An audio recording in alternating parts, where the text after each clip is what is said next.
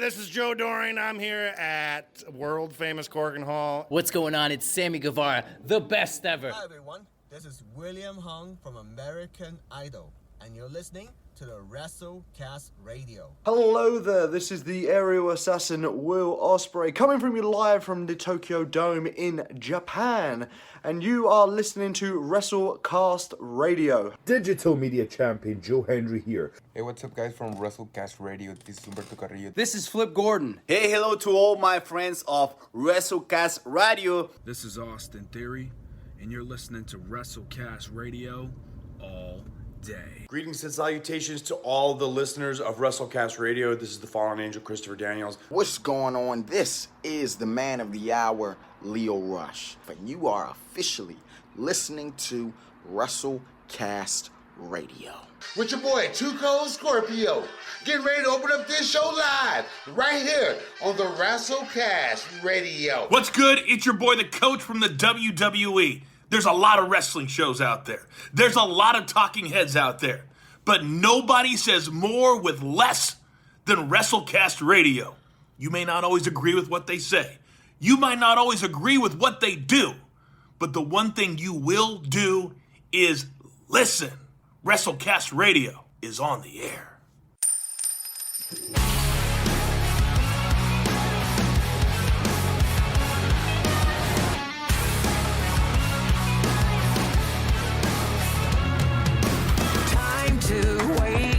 There's a war inside.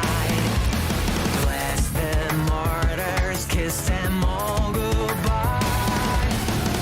We can stay walking on the dotted line, or we can make our own. I'm not afraid, I'm ready for the other side. This is Wrestlecast Radio.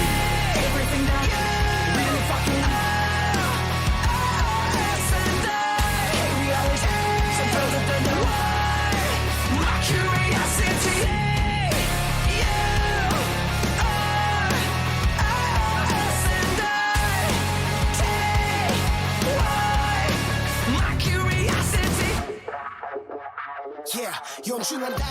Ladies and gentlemen, this is not fake news or whatever the hocus pocus stuff is you see in the media.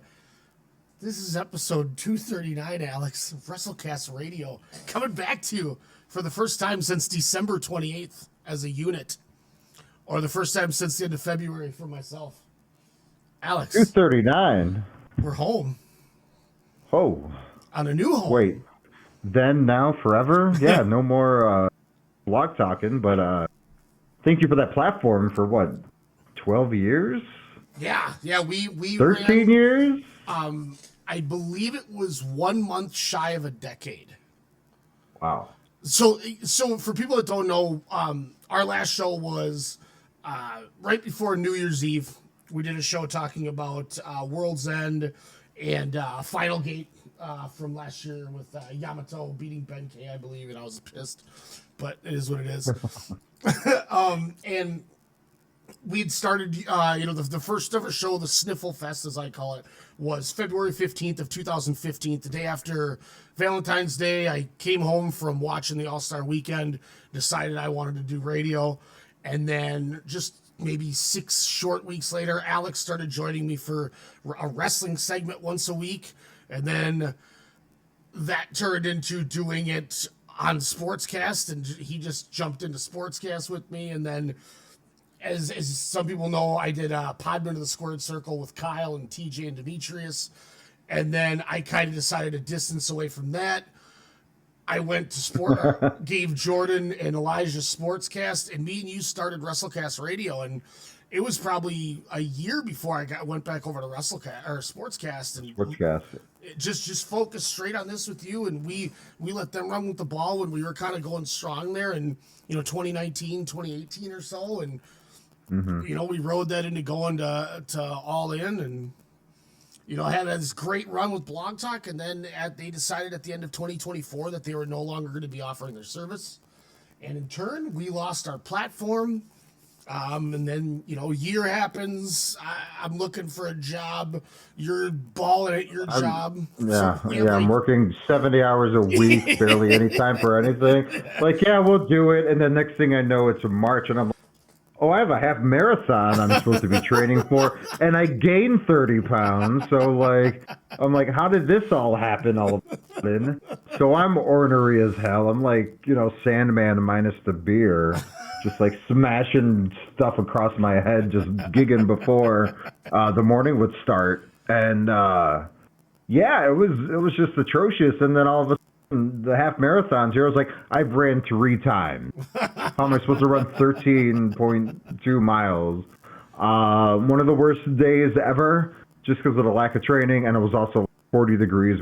70 mile an hour wind. Jeez. And so it was a very an abusive 13 miles. But and then all of a sudden I was like, hey, we're going to do radio. We've gone to many shows. We saw Tomohiro Ishii win the New Japan Strong Heavyweight Championship in person. Yes, we Brian, did. You met Jushin Thunder Liger. We have evidence with you. We have evidence. This with Liger. This is true. This is the truth. It was a wild time to get there. We saw Tanahashi last time in Chicago, and I believe the United States. Mm-hmm. And just we've done some other stuff we'll get into here in a bit, but yeah, it's been a wild ride, and literally almost 9 months to the day here we are finally back. And what do we have? A new era. Monday Night Raw starting on Netflix, January 6th. John Cena's start of the retirement tour, of his retirement tour, as well as Tanahashi. This is his last in 2025, where January 4th at the Dome in 2026 will be his final wrestling match. Ryan, do you honestly believe that? Yeah. Yeah, I don't think he's a guy that's going to have the itch. I mean, but then again, Shawn Michaels did one more. Maybe a specialty show like a Baba, or like maybe 2032. No, that'd be way too late. Never mind. Okay, maybe 2027. No, but that's only a year after. I think if he really did come out of retirement and he's still able to do anything, it would be after he changes presidency to someone else. Okay, I could see that. I think that's the focus. Mm-hmm. What we also did not see, Ryan, was to actually kind of start the second month of the wrestling year.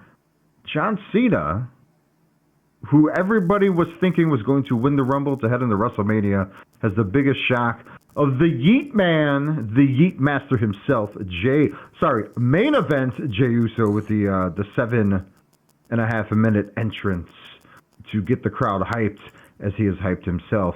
What do you think of the rise of Jey Uso so far? I mean, they've trained it where... It doesn't matter, because remember The Rock came back to disrupt. There's so much to talk about, guys. We're going to probably get a big kind of year in review as we cut to the last couple of months of 2025.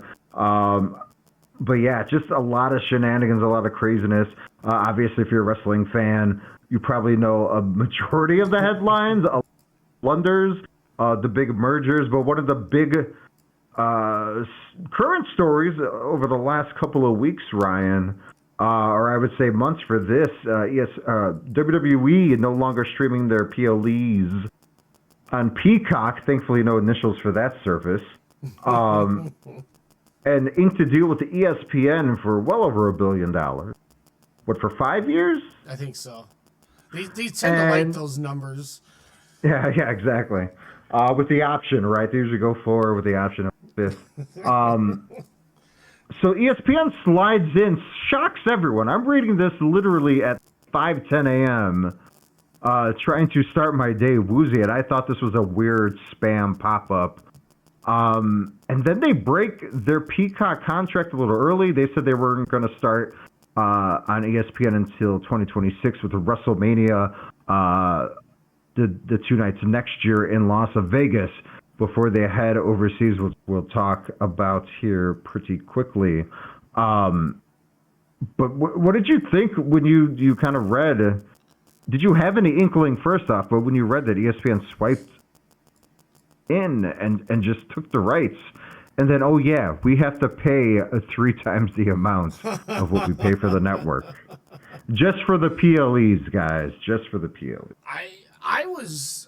I was surprised in a way because like they seem to figure out all these different ways to do it, and a part of me was thinking, okay, well, TKO is essentially the UFC or whatever too. UFC's on ESPN. I wonder if that's the next natural progression.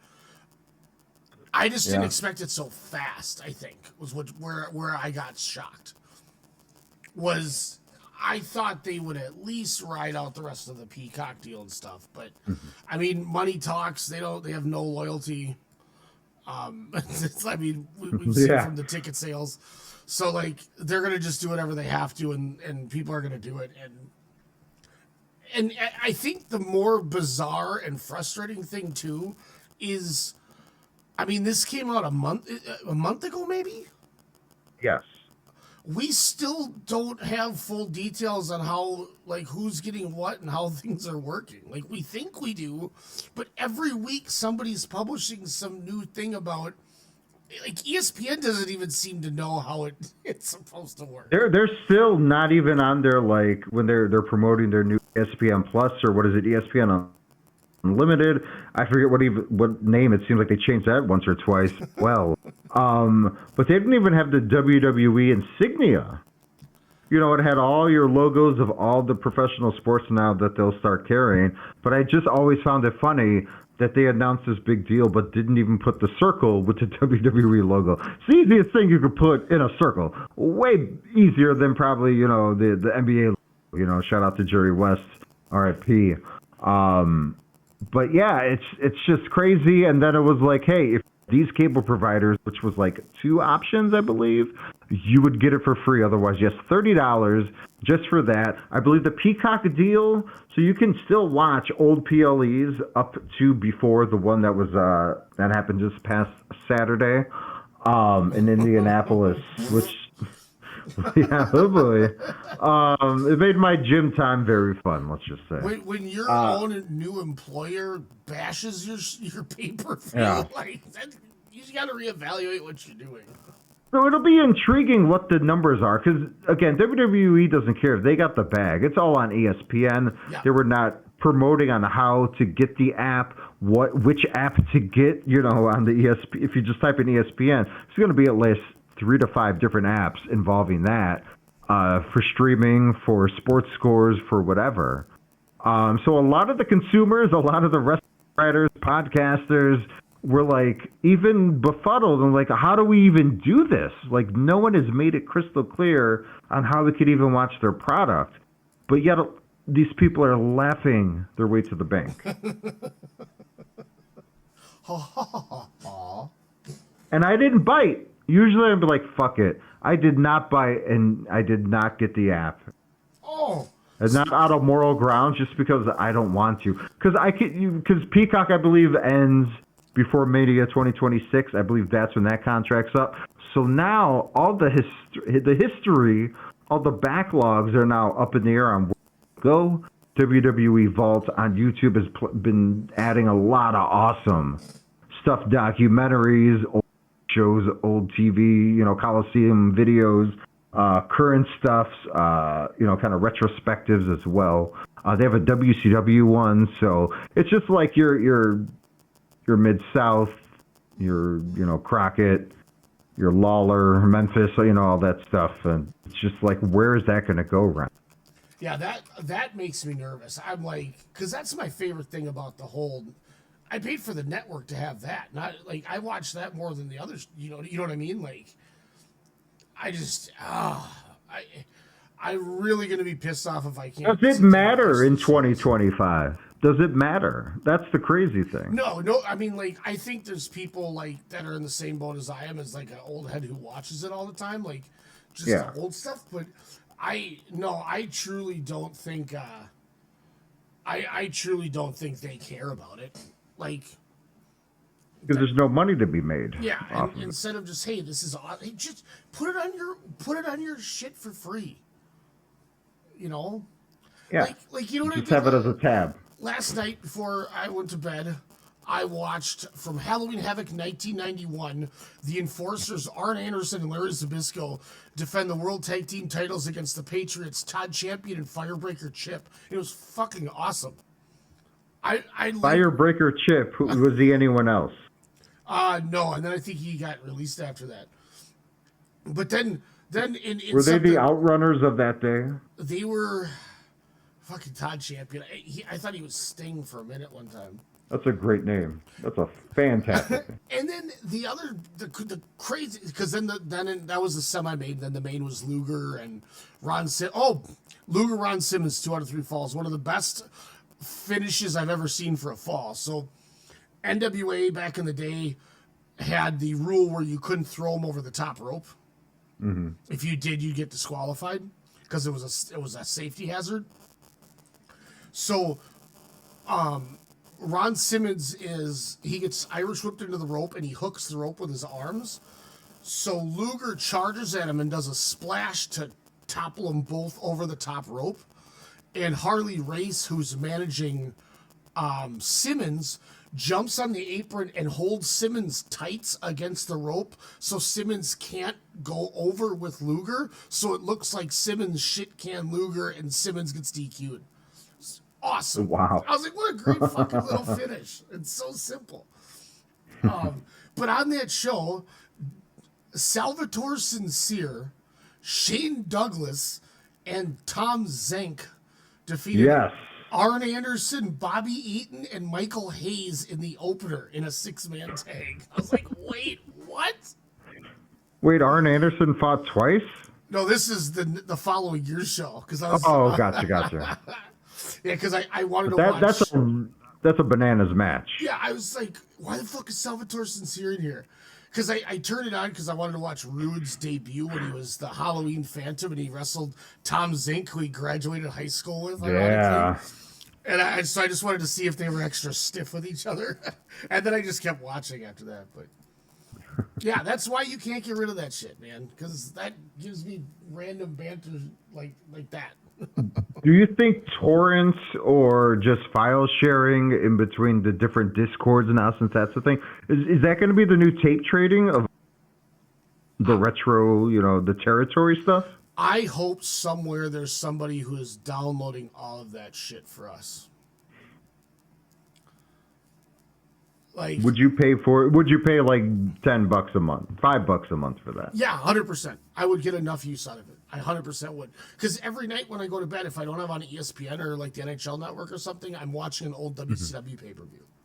Like, I tried doing it with old WWF pay-per-views, and I was like, oh my God. Oh, they're so bad. Yeah, I was like, the Attitude Era fucking sucked, man. Why am I watching Scott Putski against Brian Christopher?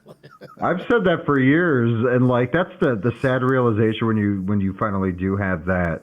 Because I had that like 10 years ago. I was like, God, all they would do would just walk around outside of the ring, inside of the ring for like 60% of the match, and then the first segment would be a 25-minute promo. Like, everyone bitches about what they do today.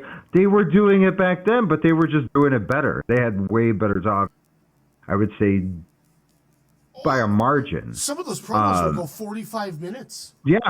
Like, you would wait to hear the glass break to open up the show. And if you did, and if you were like me, a weird fucking teenager, you would stand on your couch doing the head shake with your arms up saying, fuck yeah, let's do this. And then when the commercial goes, you would flip to the TNT, just in case if you didn't have a cassette tape to record it on, But yeah, like, is that going to be the thing? Is instead of trading, it's like, hey, I got this, a stack of these, Puerto Rico shows, 6 years of them for $17.49.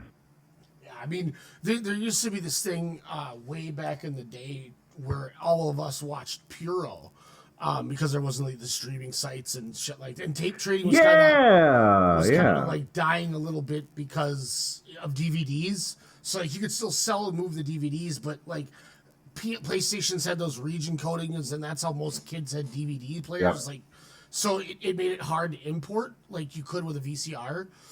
So there was the Real Hero Archives, and it was this Real Hero dude, and he would upload all the shit onto like this like torrent, and you could just watch everything, and you'd get all the results, and like you'd know everything that's going on in Puro. That's rad. Oh man. So tight. It was back in like 2001 and shit. Like it was so long ago. But it was so tight. Well, 25 years later, next year, I think that might be coming full circle. I should have asked fucking Ho Ho Loon if he remembered that Real Hero Archive. Hey, we'll have to get them back on the show when they come for Mania weekend next year. Shit, RF video. Before we kind of get into the current stuff, as you mentioned, you did a show. Never forget, you can find all our archives on Spotify, right? Yeah, Spotify. So do you look up WrestleCast Radio or Strong Style Media? I started Strong Style Media is still there with all the backlog. Okay, so this is where I forgot to pay this off at the beginning, so I'll pay it off real quick now. So we moved to Red Circle finally, and through Rich over at Voices of Wrestling gave me the setup that they use, and it is literally the most seamless thing I've ever done with Alex. I mean, this might have been easier than Blog Talk because I didn't have to deal with the calling and all that shit. Mm-hmm. And if you think of it now, we could have 15 people in here doing like a draft show because it's just through Discord. So big thank you to them for helping us get back on the air for one. And two, much for appreciated. Red Circle. Red Circle emailed me the other day too. Got our RSS feed set up. We can now co-promote with other people. Everything's fully published. We should have our own URL set up where it'll be redcircle.com/WrestleCastRadio. So we're going to have our own URL. So just a lot of shit going down. So I just wanted to pay that off real quick. Not to jump in. No, I appreciate that with that information. And also the Goto show as well as the replay of this will all be uploaded onto the WrestleCast Radio YouTube page too, where we may be live streaming with our faces so you can laugh at us. Speaking of Goto and March, like you said, that was kind of the official last WrestleCast Radio show. You did a solo. What was the reasoning of why that happened? What big monumentous event that Puro fans have been clamoring for well over a decade finally happened in New Japan? 4 years or 4 days to the 10-year anniversary of Sportscast, ironically, which might have been when I published it because it was a few days later. So that could have been a happy accident that I didn't realize until now. But at the new beginning in Osaka, Hiroki Goto wins his first IWGP World Heavyweight title against Zack Sabre. It was amazing. I cried. I couldn't believe he finally fucking won. I know it was one of those next man up things with him, but I don't even care. Like it was great. We got to see him defend that title in Chicago as well. So I mean, I could say that I saw Goto as champion, which is fucking incredible. And the one small caveat is it sucks that it's not the same title that he fought for 8 times or whatever before. But it was I forgot about that. I keep forgetting it. It's not real to me. I know, and it's one of those, and I hate going back to it, but I feel like if I don't say it, somebody now listening will say, well, he didn't really do it. Well, and that's why I'm saying that. But that's bullshit because it's just like the WWE Championship and the World Heavyweight. Yeah. It's still their top prize. So to me, the lineage, it shouldn't be dead. Like it's weird that New Japan was like, we're erasing history. Yeah, they made it so awkward and so weird. Yeah, it just to give it to fucking Sonata, like of all people, and Evil, who didn't draw anything. Evil drew. Yeah, okay, that's fair. That's fair. I was married to EO at the time, so everything was coming up Millhouse. But like, it would have been cool just see him on that, to see it say Kota Ibushi, Kazuchika Okada, Will Ospreay, Shingo Takagi, Zack Sabre Jr., Hiroki Goto. Like, he would have been on the lineage, but... Oh, I gotcha. Yeah, Yeah, like, that sucks to not have that. But, Bob Sapp. To be fair, though, Hiroki Goto, I mean, people know he's one of my favorite wrestlers for the last 15 years. He started in Dragongate, too, if I remember right, which is really cool. Or no, that was Tomohiro Ishii that started there. Excuse me. I confused two guys I thoroughly enjoy. Goto did some stuff with All Japan and Michinoku Pro at the beginning. But, yeah, man, I was so excited that I wrote an article and I didn't have anywhere to publish it and I didn't know where to publish it. And I was going to send it over to the Voices of Wrestling guys, but somebody already had written one. Whoa. So I just decided to turn it into audio and throw something out there. And we are. On our red circle, it's got 2 downloads. One's from New Zealand and one's from Iceland. Thank you, Iceland and New Zealand. Yeah, I was like, all right. Holla. Yeah. We didn't like you anyway, Greenland.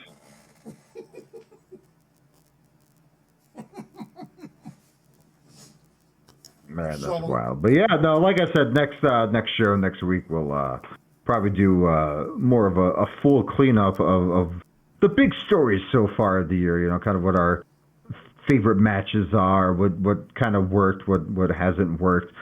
Something that definitely has not worked, as you were talking about fandom before with the WWE and already kind of losing their good graces with, kind of their old school fans, their current fans, Attitude Era fans, like, is they announced, WWE, that they're securing another bag. That WrestleMania, which was promised to Minneapolis, it was supposed to happen. Was it this year? It was supposed to happen.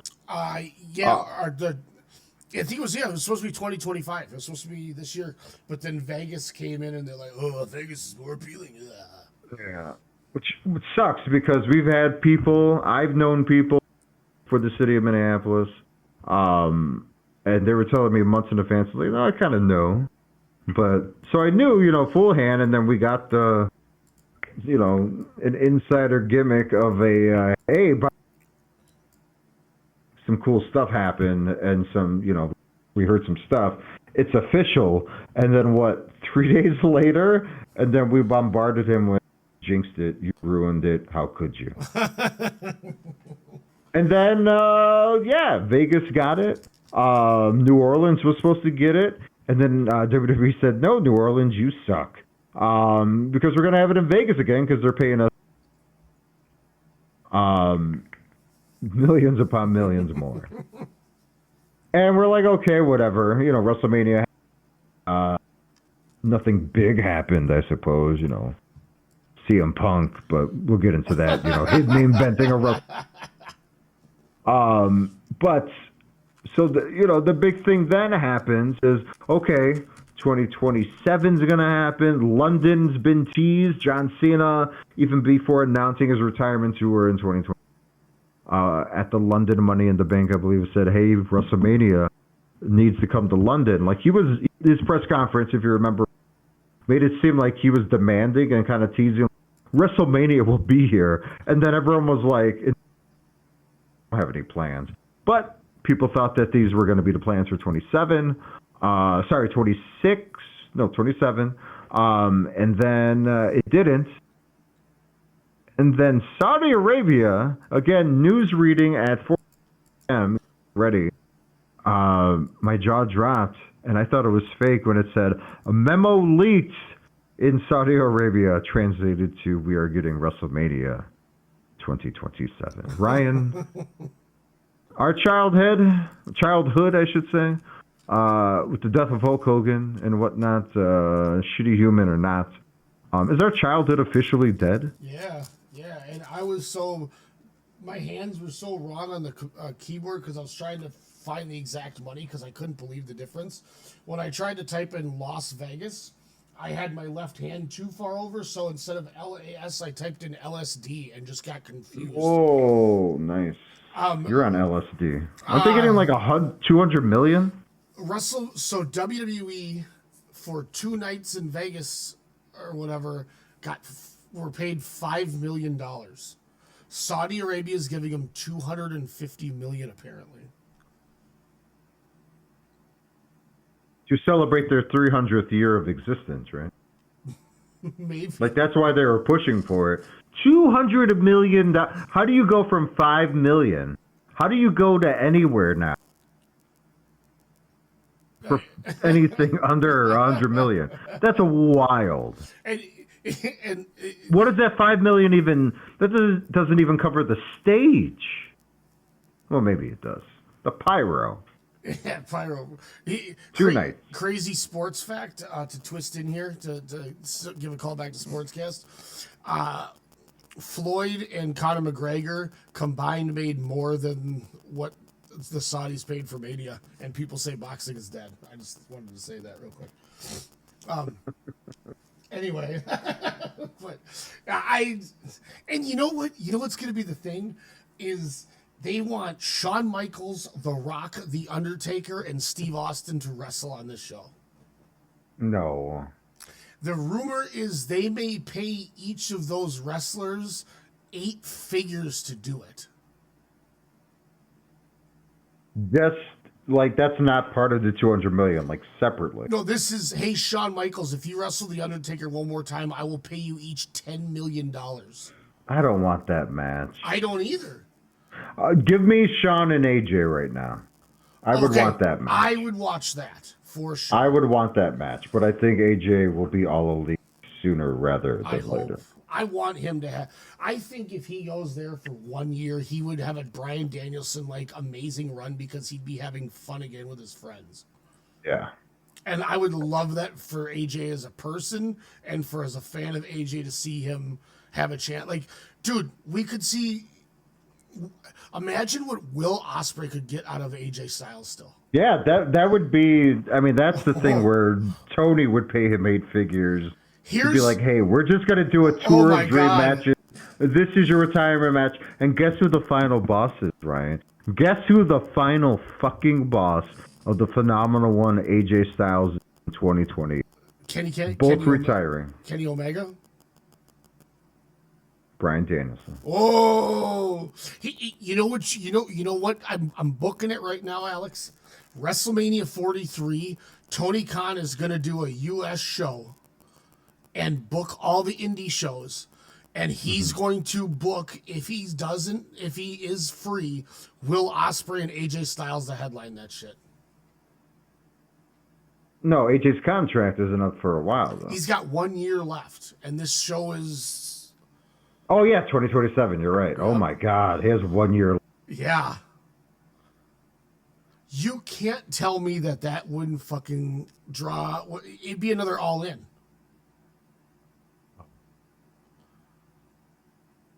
And then you run all the indie shows? Then what do you run then next? You do Fletcher Omega? Oh, my God. No, you know what you run? You run one more Swerve and Hangman. Oh, man. Shut up.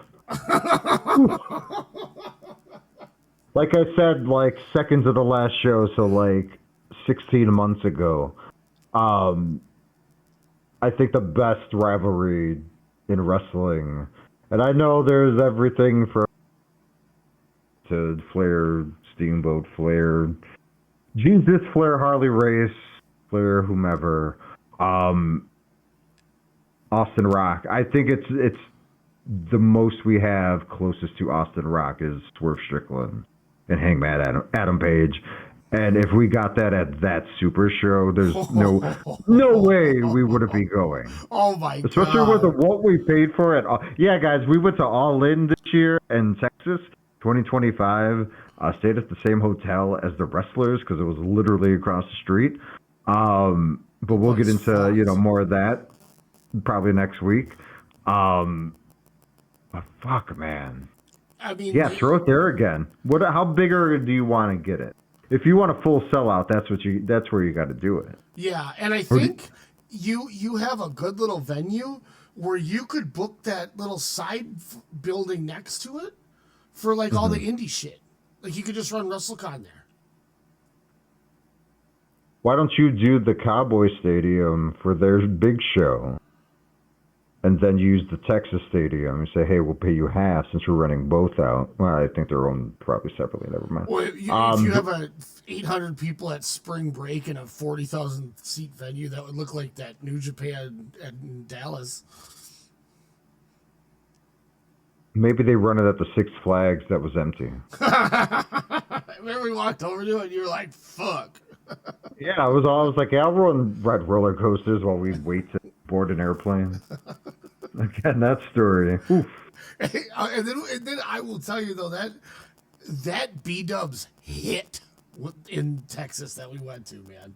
Oh, everything was hitting. Oh my! At that B-Dub.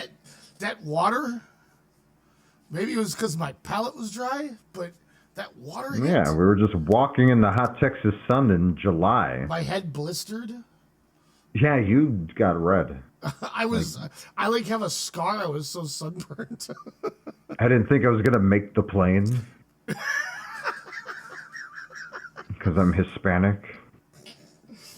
I wish you would have had to walk by one of them guard dogs. I wonder if you would have been like,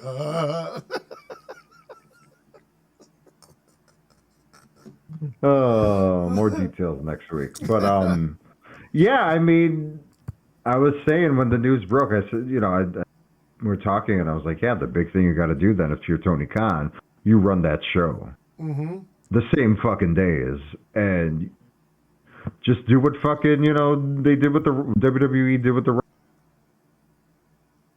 or Survivor Series. I apologize, Survivor Series, just run it on the same day. Yeah, not saying they're going to get $1 billion fucking contract. Warner Brothers is up in the air.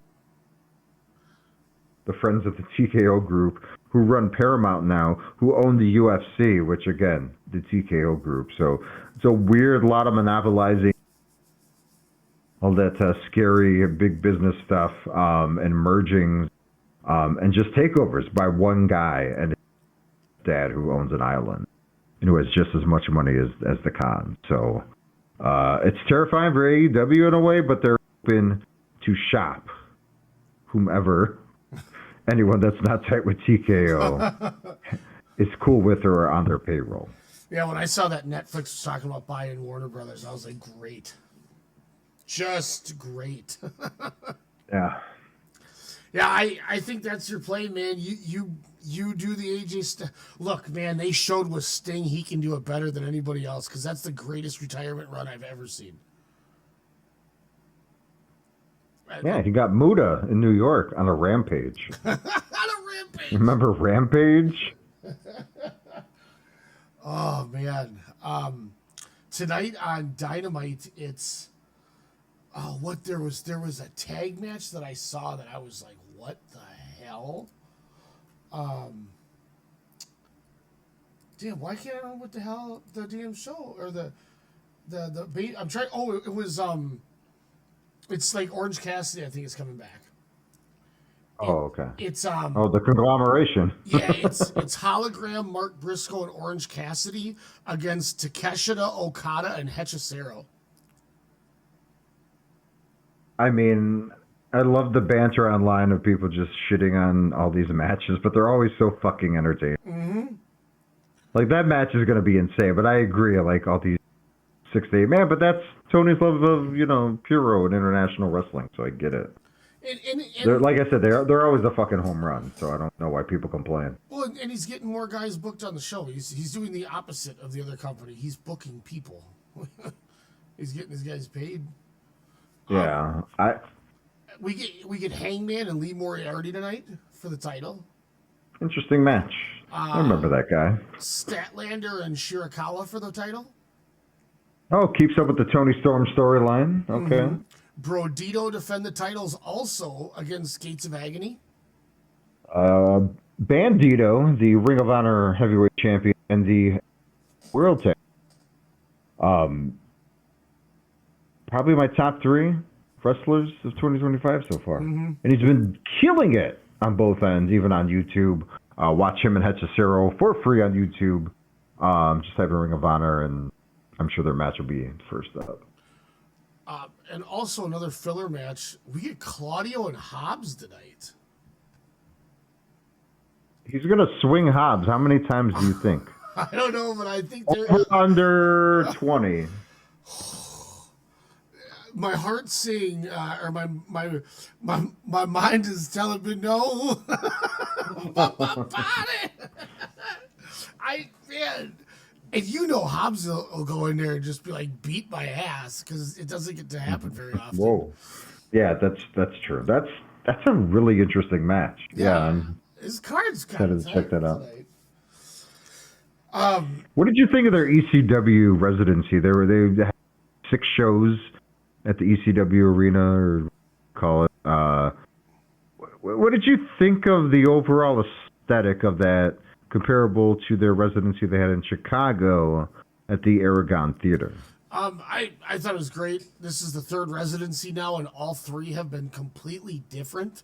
They've looked different. The shows have been different, and the atmosphere has been different. So they're almost making a theme to these residencies. I think being the intimate venue too on TV, the crowd comes off great. And because of these kind of little themes you're doing, they're doing so many extra matches that they wouldn't normally do, I think. And it's making collisions were great too for the whole time. They were. I thought it was a home run. Like, I really did. I thought, the way that they added the ECW element to each booking and having those chaotic kind of matches made it really fun. That Darby Claudio match was so good.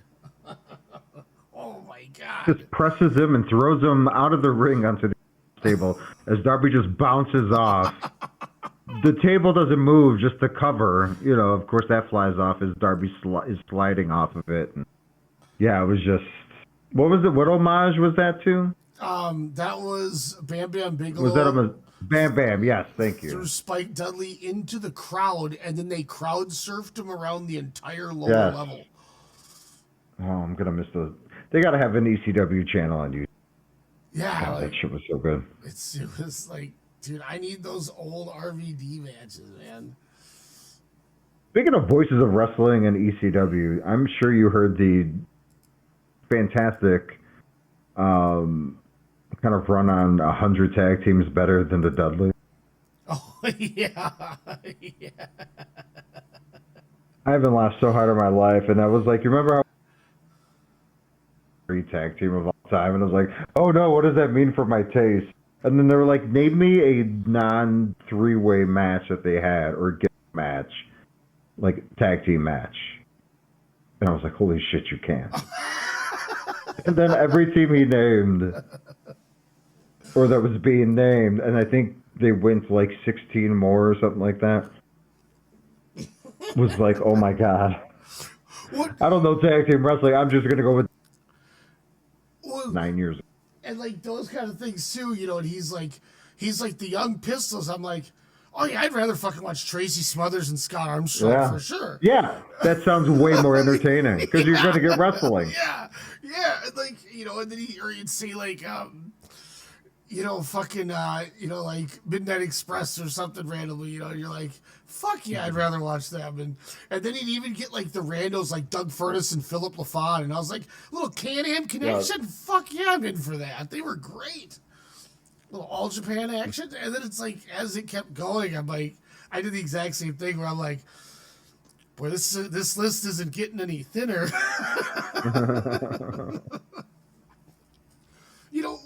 Would you rather watch Davey Richards and Eddie Edwards or the Dudleys? I'd rather watch the American fucking Wolves. Wolves, yeah.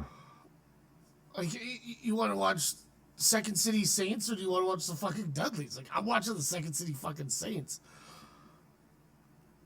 Fun fact, I've never seen a Kings of Pro Wrestling. Oh my God, they're incredible. They would blow your fucking... I've heard nothing for years, or I've heard for years, and I'm like, who's this team? And then, like, whenever I see Claudio with hair, who is this weird-looking Adonis? He had long hair, too, for a minute. Yeah, that's what I'm saying. Like, it's so crazy. There's a 4-way you should watch on that ROH network. It's a 4-way tag team elimination match. The champions, I believe, was the All Night Express, which was Kenny King, King King, and Rhett Titus. And their opponents were the Briscoes, Hassan Benjamin, and the Kings of Wrestling. Jesus. It was fucking awesome, man. Were there streamers in the entrance or in the intros? I believe back then there probably was for sure. Oh, nice. The only thing that made me mad was I think if the Young Bucks wouldn't have been tied up in TNA, it would have been Briscoe's World's Greatest Tag Team, Kings of Wrestling, and the Young Bucks, and the world might have ended. Like COVID might have happened in like 2008. It would have just broken into like a Greek orgy in the arena. 2012 or whatever it was. Yeah, Everyone's like, oh. like that would have been it. Because like, just think of the smell even more. that fan would have been even more. Would be switching. Yeah, people would have been switching seats. I can confirm that the last ROH show that I went to in Hopkins, when we were all like when Adam Cole was the champion, there was some funky ass dude next to me. I did think about that after. I was like, damn, I do remember that. Couple things I wanted to touch on that are coming up since we're, like you said, we're going to come back with that review type show. Today, I haven't watched it yet, but the Dragongate, the Gate of Miyane show happened at Corkin Hall today. Corkin show. Eight matches, easy watch, but this looks like a hell of a lot of fun, and I might actually watch this before Dynamite after, and wait for tomorrow to do Dynamite because I got to work at 7. Opening match, they split the partners up, so it's Luis Monte and Flamita on opposite ends as they're tagging with Ryoya Tanaka and Jackie Kame, who are wrestling each other on other ends. That's kind of fun. Then we get Ben K, Kagetora, KZ, and Takashi Sasaki taking on Ultimo Dragon, Sasutomo Dragon, who is Susumu Yokosuka, Ultimo Machine, who's just Strong Machine J, and then Washitomo Dragon, which is Toru Owashi, in an 8-man. So that could be kind of fun. They're doing all doing the Ultimo gimmicks. 6-man tag, we get Kai, Hyo, and BB Hulk against Don Fuji, Masaki Mochizuki, and Danshoku Dino. What? Okay, I'm intrigued. Keep going. And then tag partners split again. It's Jason Lee tagging with Mochizuki Jr. to face his tag partner Kota Minoura and Mochi's tag partner Rita. So that could be kind of fun, little odd pairing again. And then at some point, the match something must have happened, and then the match changed because now they're in a 6-man where it's now Love and Peace, Mochizuki Jr. and Rita taking with Ironhead fucking Fujita. I don't know what Ironhead's doing. It's probably hawking his energy drink. To take on Gaju Dokuro, which is Ishin, Jason Lee, and Kota Minoura. The new Z-Brats is Gaju Dokuro. Okay. So it must have. I'm guessing it ended like a schmaz, and then Ishin ran out to make the save, and then Ironhead probably came out with his 5-hour energies that he invented, and probably started beating people up. Wait, he invented it or just brought it over to Japan? No, like he has his own that he sells in Japan. I mean, did you have it when you were there? No, because I didn't know it was a thing. I don't think it was a thing. He just started bringing him to the ring last year. Oh, okay. And then, who had been gone since losing the tag belts in June, and people thought maybe this guy left All Japan, and if he did, it was going to be the biggest blow they've had in a while. But we get Homare tagging with Yuma Anzai on this show. Holy shit. Taking on Gaju Dokuro, the Dreamgate champion Madoka Kikuta, and Yoshiki Kato.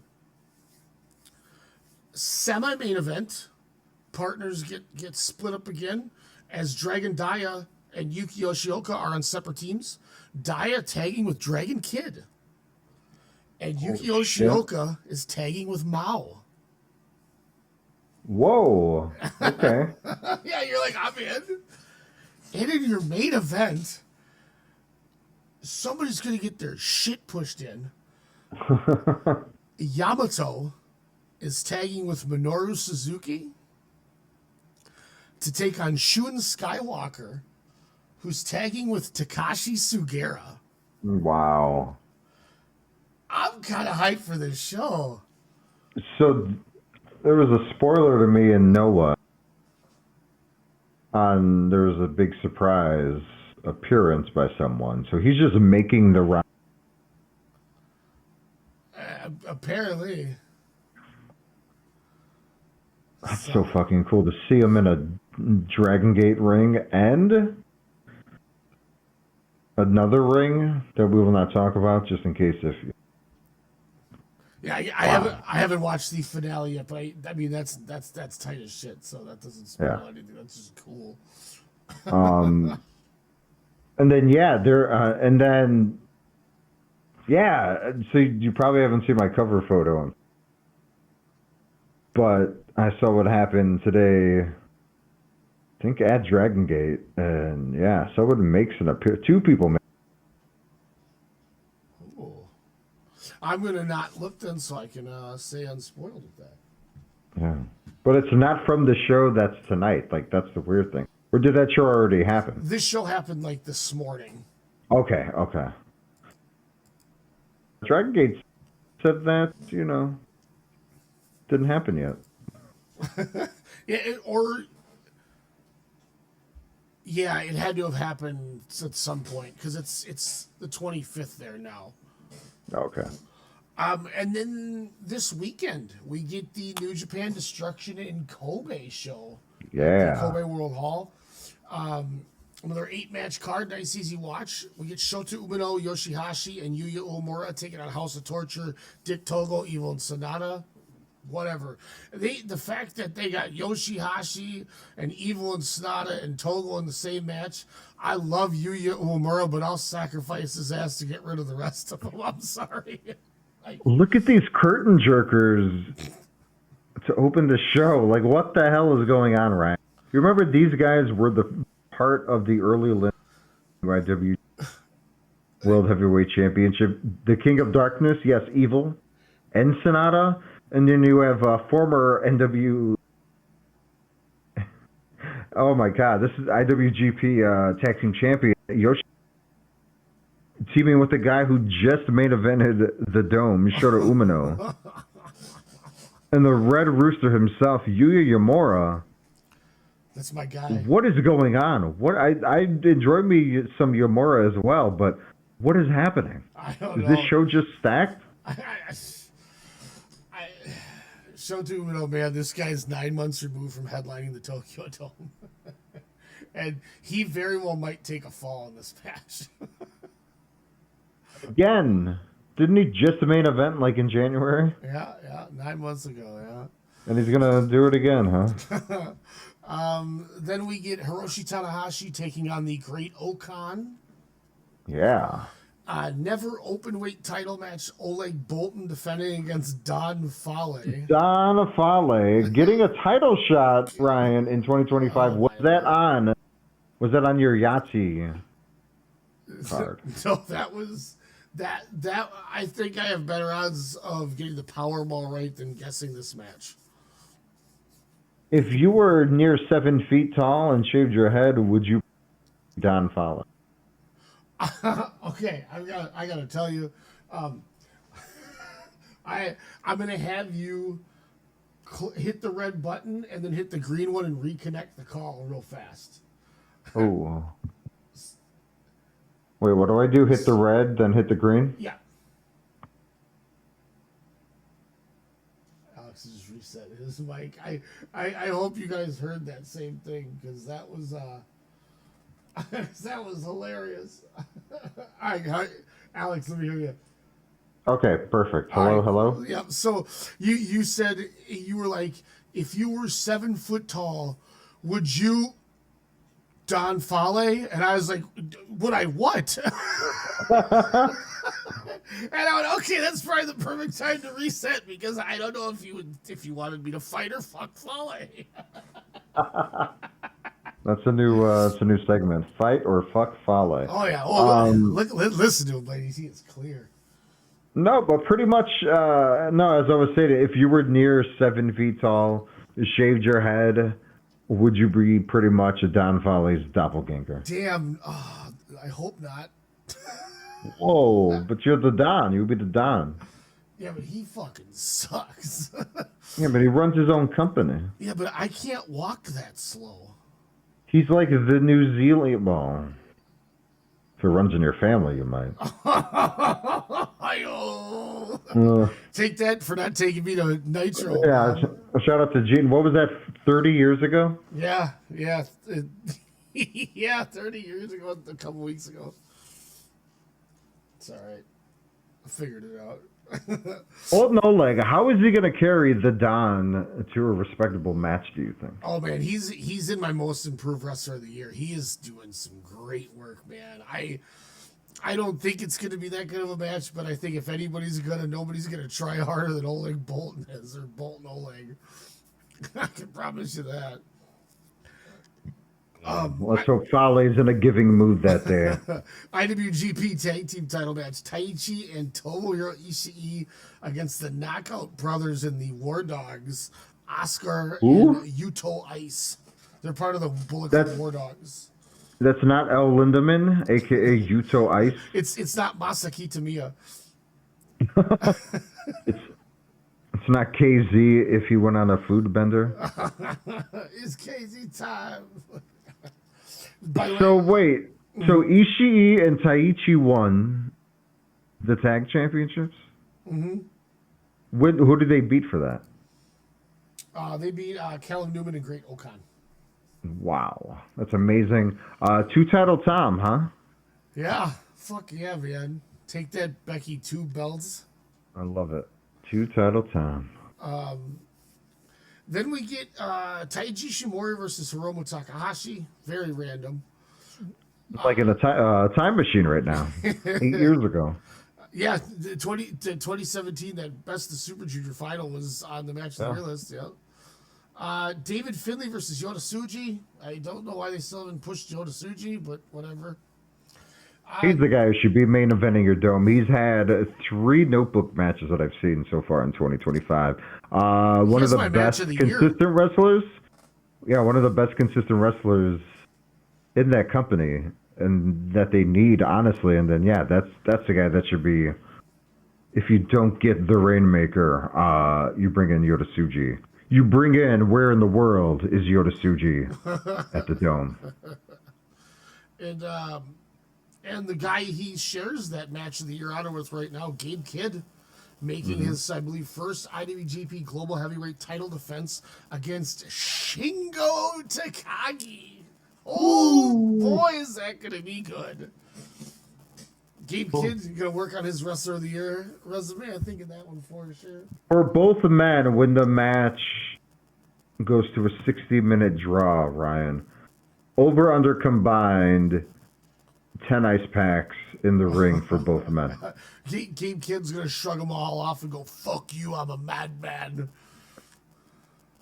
And then he's just going to fucking leave. And then when he gets to the This is going to be a match to the death. This is going to be like when Lesnar got up after like an F5 or something from Cena, just lariated Cena. It was like the most beautiful lariat clothesline I've seen in a long time. Well, he bumped correctly because he was forced to, so Lesnar technically took care of him. Yeah. He didn't let him bump on his hands that show. I am so hyped for that match. I didn't even realize that was on the show until I looked at this right now. And then in your main event, IWGP World Heavyweight title, Zack Sabre Jr. defending against Ren Narita. Alex, my question to you, before you say anything. Ooh. You are the I'm a Ren Narita guy. And this company, now, when you were a Ren Narita guy, if I were to tell you, hey, in end of September in 2025, like 5 years from now, he's going to headline and wrestle for the title against Zack Sabre Jr., what would your mind tell you that match is going to be? what that match is going to be, or what do you mean? Like you'd be Oh, selling. I would envision Red Narita would be like, probably he would have like a blue in his trunk. He wouldn't have any fancy gimmick. He would just be like your classic shooter-esque type, kind of, you know, running the roads the last couple of years as just kind of your legit shooter, if you will, and kind of built his way up to this title shot against Zack Sabre Jr. How good do you think it? Like star rating, how good do you think it had the potential to be? Was it Probably 5 4 and 3. I would say 4 3/4. You think it could hit a full 5? Yeah. Oh yeah. So instead, is this match even going to get to 2.5 stars? Like, is this even going to be a C minus? I appreciate and I like how they're giving Narita a shot. Someone that's I think a little credible depending on which Ren Narita shows up. Push-up board one, probably. But he's been such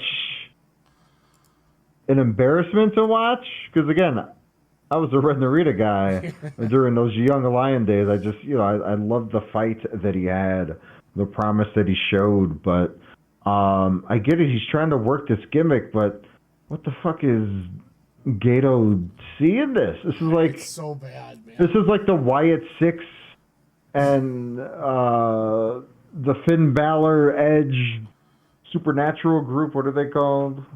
The Purple group? The Brotherhood or the Judgment? Yeah, Judgment Day, yes. It's kind of like that. Those two mixed together. Who was the Riot But Six? this faction came first before both of those. Who was the Riot Six?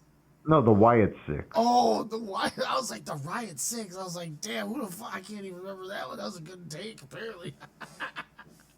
That's just tight.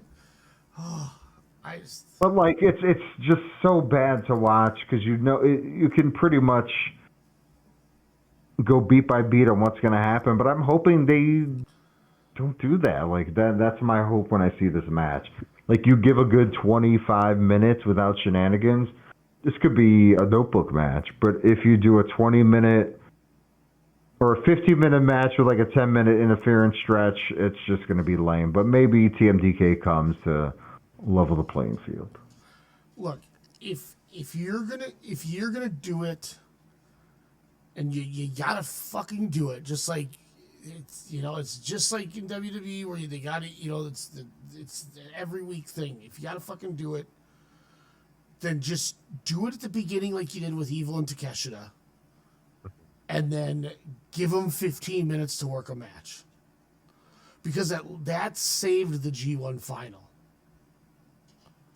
When, after 5-10 minutes of the shenanigans, they all got ran out by like Zach and everybody. And then they had like a 20-minute sprint for the final. Like, if that's what you need to do to make Narita, Zack Sabre have a match by themselves, then get all that shit in there, get them chased to the back, and then give them 15 to 20 to fucking shine. Then I don't care. You can go ahead and have your stupid faction shit, like the spooky Wyatt Six, like you said, shit right out there. Go ahead and do it. I don't even care. But just give me what I need to. If you want to please that fan base, just don't forget about the other fan base, is all I ask. You can do both. You proved that. Then all I see is Gato and Jado just saying "fuck you" or Gato and Jado. No, but I agree. I mean, but what? That's so true. What sucks is like if Zack Sabre Jr. He's a 2-time IWGP World Heavyweight Champion in this lineage, right? Mm-hmm. 2-time. Young Punk. What sucks is like we want to see him in Takeshita. We know that's going to be.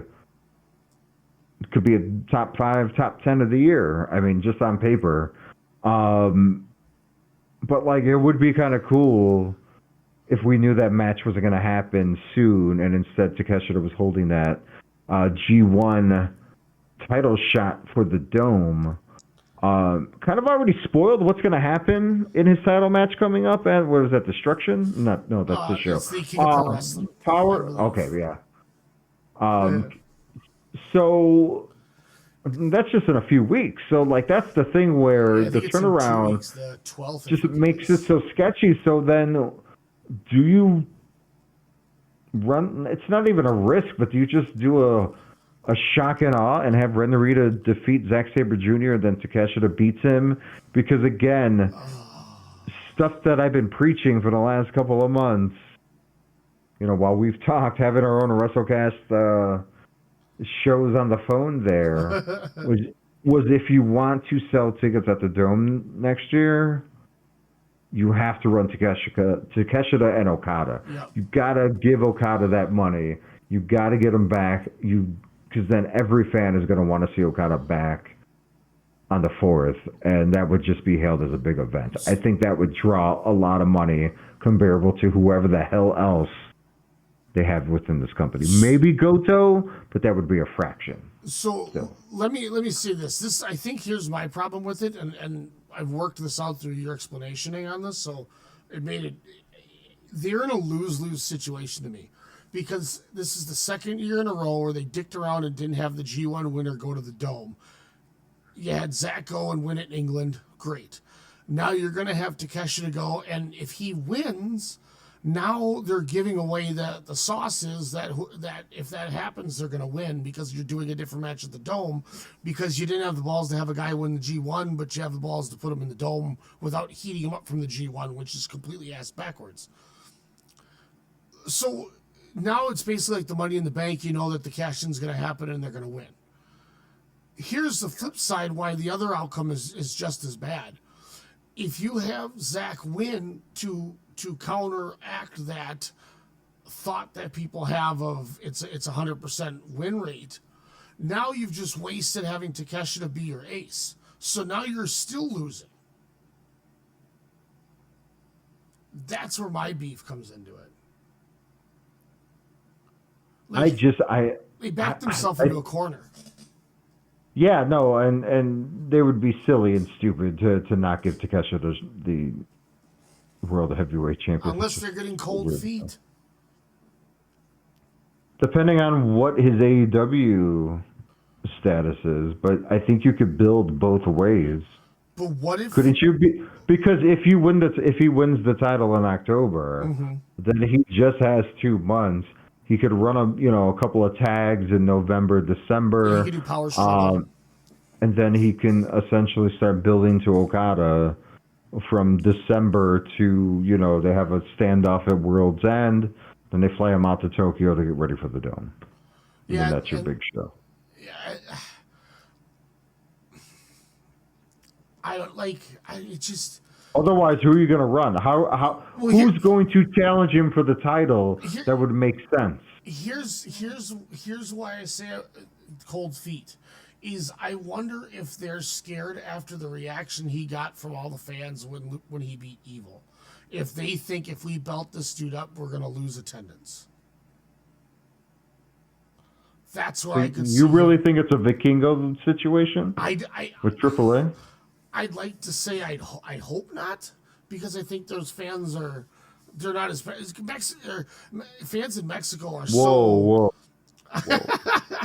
Lucha fans are so we separate wrestling from reality. That's why they like Del Rio and shit. They don't care about any of the personal stuff. This is their time that they get away and they boo the bad guys and they cheer the ones they like. And like you said, they're controlling. They're telling you they don't want Vikingo. Well, why doesn't EC3 go to AAA then to control their narrative? Trouble. Since I didn't have the soundboard, but could Gato be getting cold feet after all those tweets and the fans chanting for Evil? And I'd like to hope not, and I'd like to think that they're not, but those are WWE stands. Come on, they're just trying to scare tactic like they are trying to do with AEW. No, I hope not either, but it wouldn't be surprising, and we would all just moan and groan. We would get like a 9 card matchup. I think it'd probably be more Stardom matches than anything, just because it seems like they've been the hottest company in all of Japan in 2025. Even with a lot of departures. Hello, Mayu Iwatani. Goodbye, Mayu Iwatani. Saya Kamatani was like, "Hi, I'm the new ace, and I'll be the 2025 Women's Wrestler of the Year. Thank you. Watch me." And guess what? She might be Wrestler of the Year. Yeah, what? Watch me put like 7,000 people in Budokan Hall for a Stardom show. Like it was just some massive numbers. Did you buy that bomber jacket I sent you of hers? Oh, that shit's tight as hell. If it wasn't $350 or whatever. It could be like your drive jacket. The Scorpion, but it'd be, her. And then I her could Phoenix, be part of if you will. Cobra Kai. One last card to go over. This was yesterday, but All Japan ran its Big Giant Dream 2025, which there was a return on there, thankfully. So I don't think he's gone. Good, but the show's gonna sound really goofy, and then it's gonna get really fucking tight, and then it's gonna get weird, and then it's gonna get tight. Like this is a weird card. I'm kind of intrigued because it's only 7 matches, but. Sounds like my late 20s. Davey Boy Smith, Fuminori Abe, Seki Yoshioka, and Shotaro Ashino. What a team. Against Ren Ayabe, Rising Hayato, Ryo Inoue, and young boy Shota Gofuji, who's probably taking Davey Boy power bombs, so that's cool. Giora TV Battle Royal. Your boy Cyber Kong, who's the champion. Yeah. No. Yeah, he's the TV champ. It's him, Senor Saito, Kikutaro, Naruki Doi, Aizawa #1, Ekman Tokyo Japan or whatever, Kuma Arashi, Seigo Tachibana, the guy, and Hokuto Omori. Just a random ass group of people. Then in a random singles match, just like New Japan has, Dan Tamura taking on fucking Daisuke Sakamoto, baby. Then we get this tag match.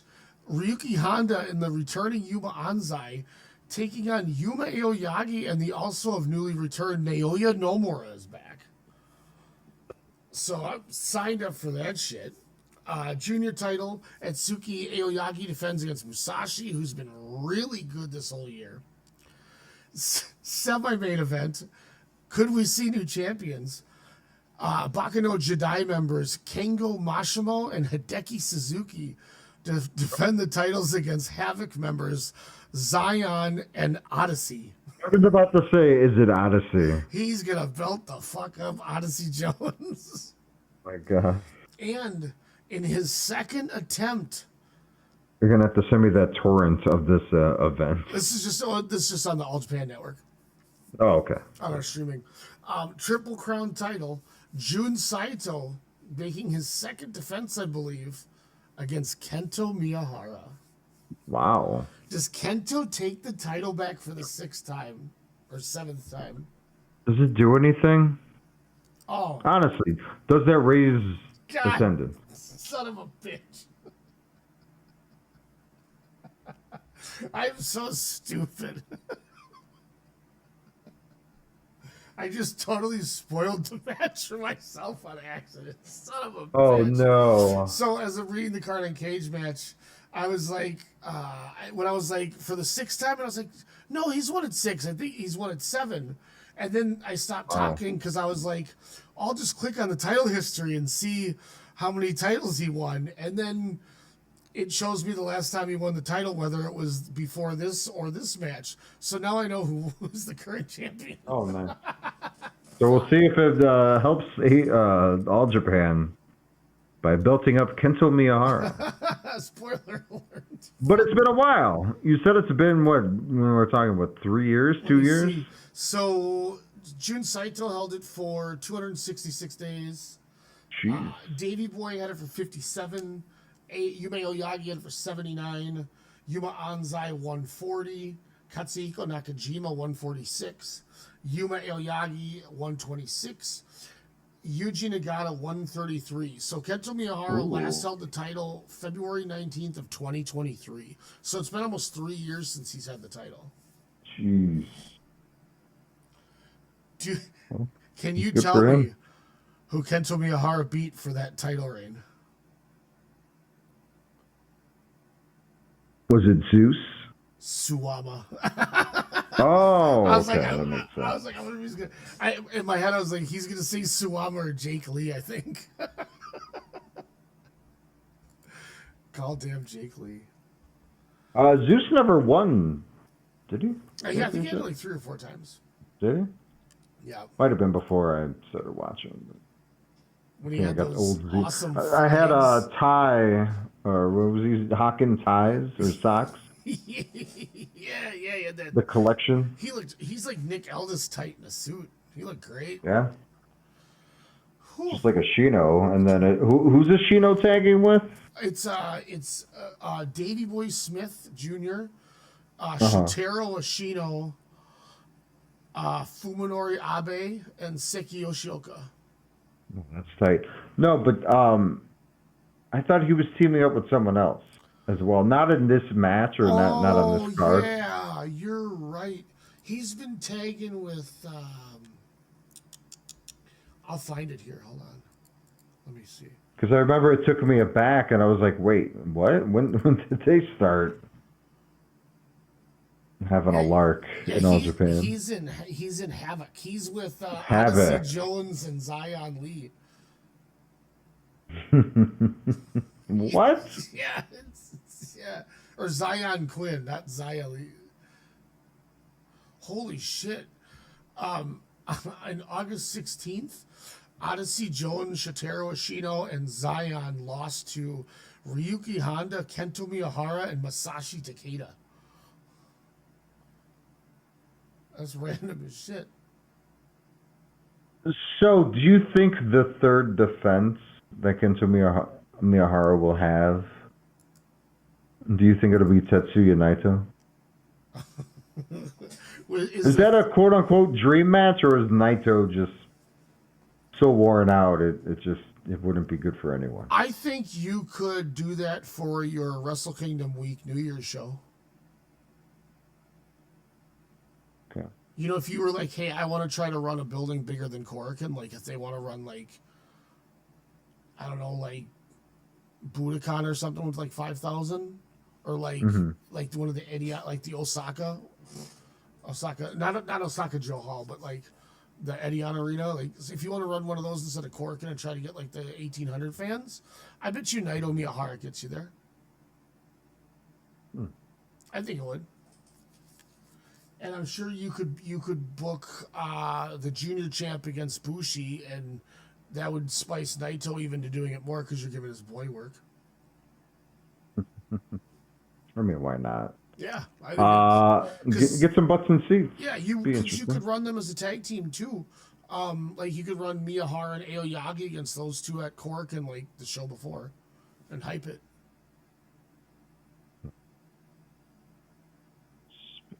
Wow, it sounds like a really good, promising weekend in Puro. As you know, we New Japan just has been kind of in a slump. The only big consistent factor besides Stardom, as we mentioned, has been Ozawa, former champion, and Noah Ryan. And the N1 tournament just happened. And unfortunately, what happened now was his first round match with Kenta. No, not Kenta. Marufuji. So, disclaimer: I have 3 shows left, so I don't really have a full opinion on the tournament yet. If we're going that route, I don't know matches yet.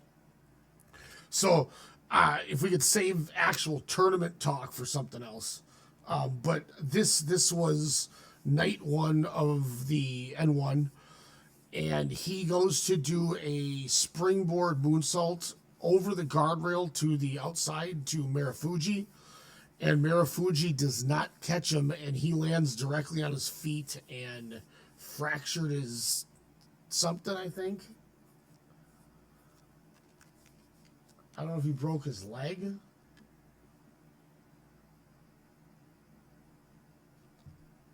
but yeah, not good. You know, he was out of the tournament, and but before the injury though, he hell of a title run for a guy just coming off of Excursion just a couple of years back. Won his first match, I think. His first singles match. With, yes, he would. Yep. Kiyomiya. Yep. This was a fantastic match, and this guy, the Rebel, if you will, has been, you know, kind of shaking the system. Has been the draws that Ozawa was doing. He was just outdrawing pretty much every company, wasn't he? Yeah, I mean, they minus Stardom. They went from having, you know, like 1,000 in Korakuen to making that bitch standing room. Like, he doubled their attendance, I think, in some buildings. People loved Ozawa. He did the little James Bond gimmick too with when he's walking across the screen. But he was just so goofy. His goofy, his brashness, but his style in the ring. Oh, he's great. His unpredictability. It was always fun. So his agility with that Phoenix Splash. He looks like a 2015 Kota Ibushi. Does it so easily. He just hops up, doop doop, middle rope top. Spin, splash, it's 1, 2, 3. So, and you could visibly see Marufuji, like, he kicks the guardrail, like, he wins the match. It was like when Billy Kidman beat Malenko in that Catch as Catch Ken match, and then he got all mad because he wanted to actually wrestle Malenko. Yeah.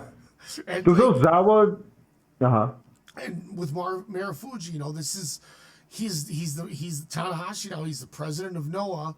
And he wasn't going to do any N1s, and they got cold feet and decided to have him do it just in case for ticket sales. And he fucking injures the ace the first night of the tournament. That's a bad look if I'm on the board, if I'm on Cyber Agent. Going, what are we doing here? Like, why didn't you catch him? And if you didn't think you could, why are you wrestling him? Like, why are you telling him not to do that? Does Takagi challenge him at a future DDT show? They're gonna fight on the bullet train and shit. Yeah. In the boardroom, Sasadango comes in and gives a PowerPoint. No, but like Ozawa, just breath of fresh air. Kenta comes back, looks rejuvenated. Kano is having an interesting run, and then kind of teams with Ozawa, and then doesn't team. And then, like, wins the title from Ozawa just for Kenta, who was teaming with Kano, because, you know, they were, like, frenemies. Watch that match, by the way, if you haven't, people. Kenta and Kano. Back-to-back days, the title's just flipping and flopping, but really awesome. And, you know, some are saying Kenta's having, you know, looking the best he's looked in well over a decade. Mm-hmm. You know, kind of Kano just having fun, wrestling with his idol, or someone that he's, you know, definitely looked up to in Kenza, and just Ozawa, but this faction is getting very NWO 2000 type of features. Like, it's become a running joke now, where not only is Segura a part of this group, Ryan, but who's a guy who, for me to quote-unquote spoil a wrestling show that I would watch before you, which would be very rare, what would I would always say the finishing result of the main event would be? Are you talking about Masaki Tamiya? No, the other guy. Yoshitatsu?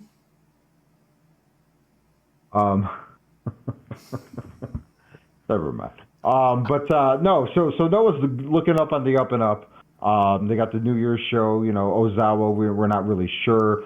I know some things that have been happening with him, so again, don't check out my cover page. Which Team 2000 guy are you talking about that I missed?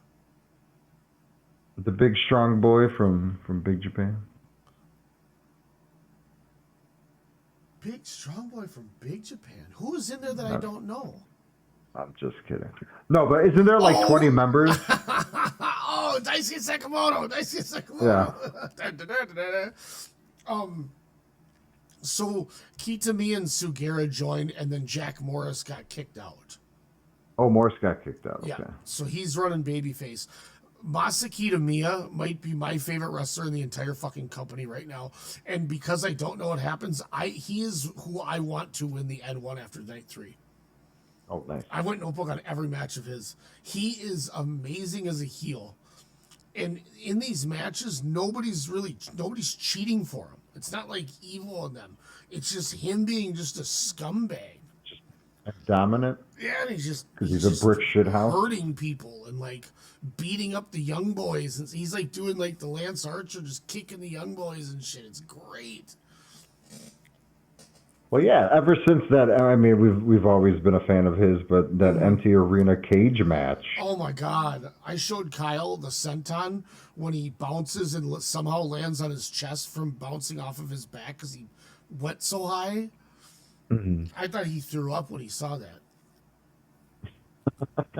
Like this, Kita Mia looks like a little baby flying in the air with his feet going up and out underneath him, and he lands face first off of a back bump.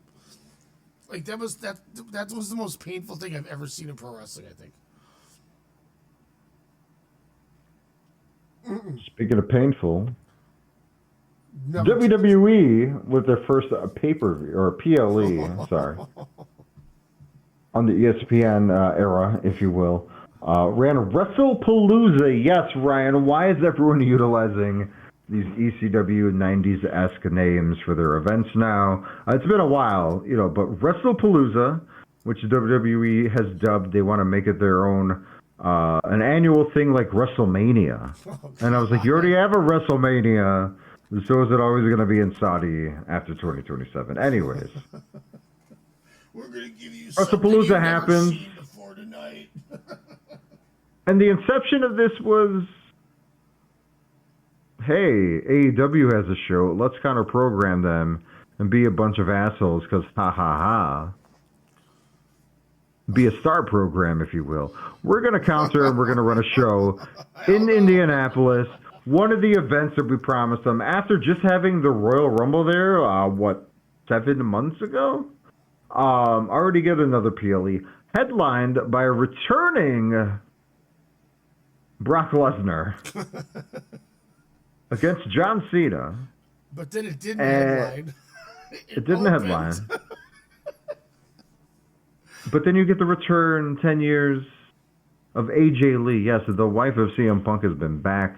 The worst, best kept secrets since Punk coming back to AEW in 2021.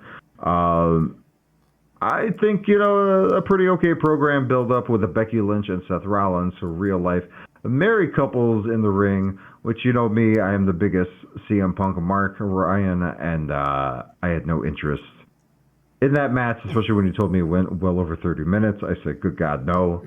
Oh God, no. Just because, old man Brooks is a little bit different to watch now. Still very entertaining, still awesome on the mic. But just seeing more of him online, I'm just like, oh man, I'm gotta put my expectations, not. Yeah. Anyways, AJ Lee and CM Punk versus The Vision went 29-15 without entrances. Oh God. It was like a 40-minute segment. But they ran a show to counter, like I said, counter program, and woof. I think what did they have, like 12,000 people? Boy, howdy! Triple H says new things will happen. You will be surprised tonight. We will shock and awe you. I didn't watch this. I watched the opening match, as you alluded to, as hundreds of kids joined John Cena during his entrance as Brock Lesnar coming back, ladies and gentlemen. So, real quick, not to cut you off, but it's important to this part of the match. So there's a streamer that I watch who paid $5,000 for the VIP thing that I told you about. Yep. While this video's going on, he's showing John Cena's entrance. Now he's at the other side of the ring by the announce table, to the right of the announcers at the corner where the pole is. And he's like, apparently there's a bunch of kids on the stage, but I don't believe him. with all the people standing up, you didn't even know there was kids out. Like, you would have never known there was kids even on there. Like, I was like, how low to the ground was the seat? Yeah. At the Indiana Fever Arena. But Cena and Lesnar, to start it off, again, retirement tour, a big shock. Lesnar's beat up a few people. It's been kind of fun. Two things, Ryan. Mm-hmm. I really loved this match. I watched it twice. Wow. That's how much I loved it. Because I'm not an idiot anymore. I didn't buy or spring for the app. I didn't fly to Indianapolis, one of the most boring cities on earth, to go to this show to see, the reunited Usos with special. What the fuck was LA Knight the referee for? I don't. Well, they turned Jey Uso heel, I guess, last night, and had him staring at Cody's belt or something. I don't know. Sorry. No, but you sent me the VPR code or VPN code from Stephanie McMahon's podcast, so I was able to watch the opening match, as I stated twice. It was awesome. It was brilliant. I didn't have to pay for a 7-minute beatdown, as I read, for days, but really it wasn't a beatdown. Cena was giving him, 3 FUs in a row, which was an awesome spot. Lesnar looking like how I want to look, and I was at the gym when I was watching his match, and it just made me lift harder. Lesnar looks so awesome, but outside of legitness aside with him, I thought Brock looked good. He was having fun. Suplex City, F5, F5, F5, 1, 2, 3, and kids are crying. Ryan, and my third favorite thing on this earth is to see a kid cry. I don't know why. It's just fun to me. And there were tons in the crowd. I'm sure all the ones that came out. How big, cruel of a joke if they were Make-A-Wish kids. If somehow they were all like, hey, come on out. Enjoy John Cena. Do. Everyone's happy. Everyone's excited. They're waving their towels. This is the last time. And then he gets beat up maliciously by a beast. And then they just cry. And they're like, I thought we were going to see our hero win. So I hope... I don't know how you counteract that. Ryan, what did you think? I loved it. The thing that would have made that even better than what you said is if the kids were still on the stage and Brock Lesnar turned into Bruiser Brody in Japan and just started charging at them. So you have Lesnar chasing children who are screaming. He's like a big kaiju. We can only wish. I'll say this. I went 2 1/4. And it's not that I didn't like it. I thought if what they were going for, they wanted to do, they should have made it like 3 minutes shorter. Because I think the reason I love the Goldberg-Lesnar one so much is it was 4 minutes. So, I think if it would have been shorter, it would have been better, because then there wouldn't have been any of the slowdown, and it would have looked like more of a severe beating. I agree, but I think if you cut it shorter, though, I think people would be even more pissed than they are at this event. I think they would have gotten the D on ESPN's website. Yes, the people that own them. Yeah, who gave them a C on their own network and said it was an underwhelming debut performance. It was. People are saying that guy that wrote that article should be fired by ESPN. There's oh my petitions God. going on. I swear to God. I'll find it. Free speech. No, this is a bot farm. They're all bot farms that are doing this. Otherwise, I wish it would have went a little longer then, so they could have built to something more. Because it was right in that middle point for me where I couldn't tell what they were doing. And that caused me to pay more attention because I couldn't predict what was going to happen next. And then when that happened, it just ended. And I was like, well, fuck, I kind of wish it would have ended sooner or been longer. So that's why I'm just happy. I'm happy in the era of fucking kick out after kick out after kick out after kick out. I'm looking at you, Edge. You think or SummerSlam, Night 2, main event, Cody Rhodes and John Cena. But that's where it was done right this year. But I liked how it just ended. I liked how after Cena gave him 3 FUs, Lesnar somehow kicked out. The only gripe, again, star ratings or, grades I really don't do. I just thought it was a very entertaining match. It's not going to go on my best of list or anything like that, but it's just a blip as this whole retirement tour has been, which I'm sure we'll get into a little bit more next week. Or next show, I should say. So that's why I like it. The one thing I didn't like about this match, Ryan, was Wade Barrett kept saying, Pat McAfee. My apologies, Wade Barrett. Pat McAfee, who's back, all of a sudden keeps saying, Brock Lesnar's beaten everyone in every sport. He could play any sport. Hell, he could have played in the NFL. Ryan, how do we forget he tried out for the NFL? That's why he quit the WWF.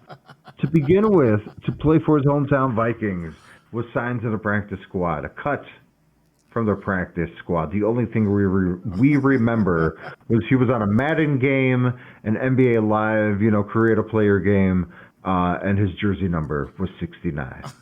I think, because I think that's an egregious statement that he could have done that.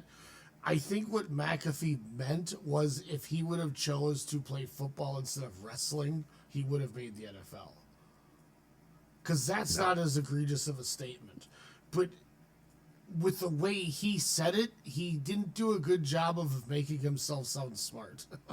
No, I was like, he tried twice. Twice he tried. Which makes me think that he knew he fucked up and was trying to fix it and still couldn't figure it out. You know what I mean? No, he made it worse. I do think if that guy would have grew up his whole life playing football and not wrestling, that dude could have easily been a Julius Peppers. Some big I could see him as a tight end. Oh, that's scary, like a Gronk.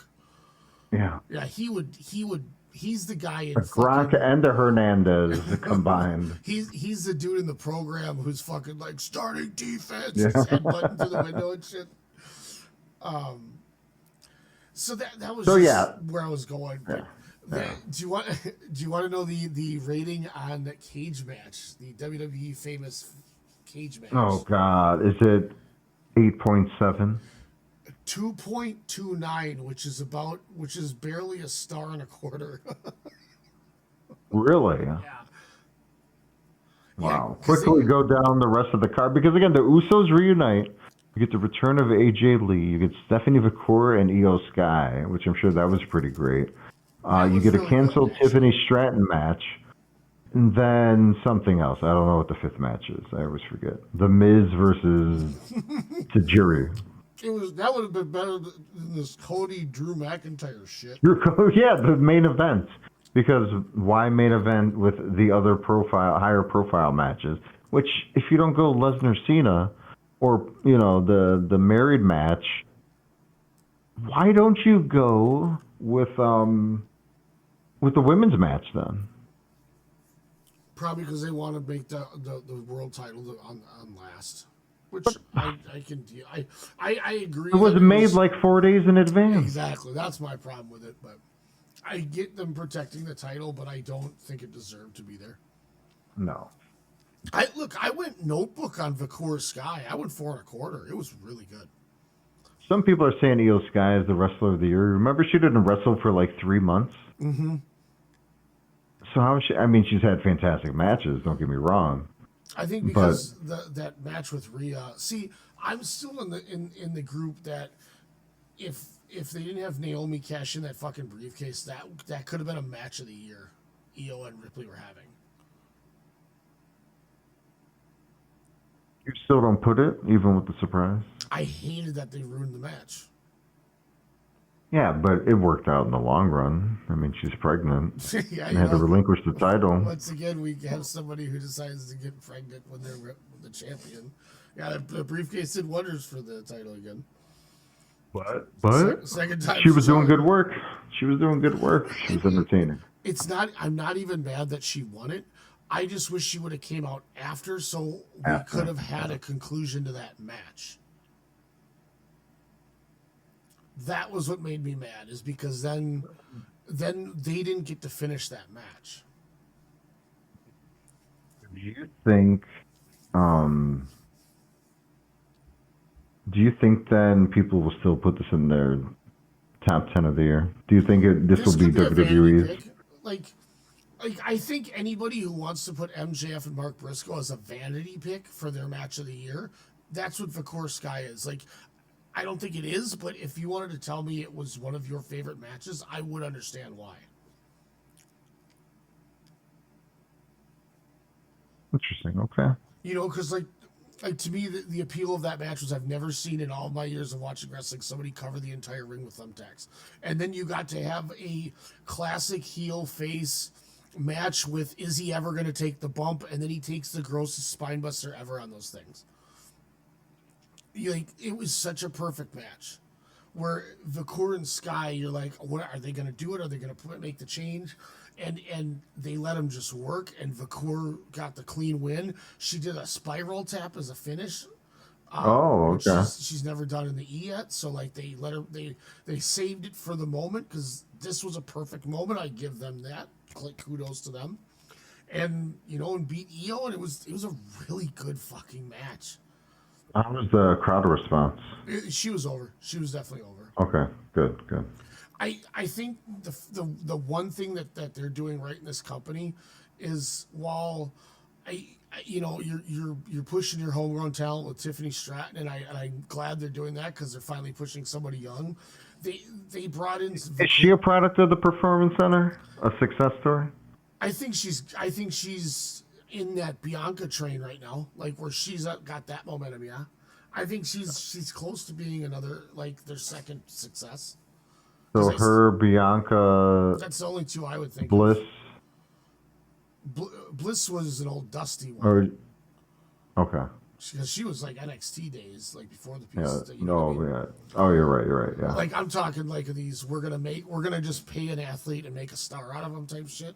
Mm-hmm. Like, Okay. these are the only two that have actually seemed to work. And she makes sense because she's from Minnesota, so she should know wrestling. But the top two women in this company are Vakor and Julia, and that's how it should be. Where's Julia? Where is she? I don't know. Well, like I said, she's got that translator chick because they don't understand how to let her talk. But I still She think could speak fluent Italian. Why doesn't she just speak that? The best match I've seen on WWE television this year was her and Zelina Vega on the SmackDown before SummerSlam. And you truly dislike Zelina Vega. I don't hate Zelina Vega. I think she's overrated, but Ooh. I think it's Who just rates her high? Who rates her? I mean, she's a lovely person. She's very nice. Fans. Oh. Well, they like her as a person because she's very and which is cosplay. cool. Yeah, like I think people think she is like, oh man, she's as good as that Julia chick. No, she's not. Julia brought the best match she's ever had out of her, and it took her stiffing her for 5 minutes to get it to come out of her. No, I think Vega is very good when she's when she's able to utilize her potential and exceed it, which is rare because she's usually in like 5-minute, 2-segment SmackDown matches, even as champion. And Julia's not even getting that right now.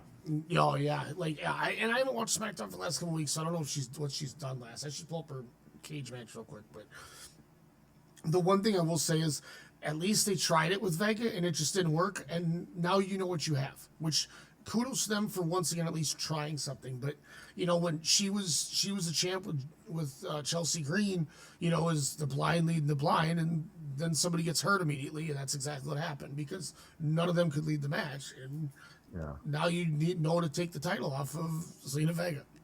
But at least you went for it. Sorry, Chelsea Green, for your nose. But they don't have a ring general class at the PC. I don't know. Wouldn't that be like priority number 3? No, priority number 3 is learn where the hard cam is. Wrist locked.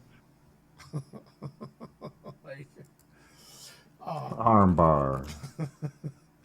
So I thought of a perfect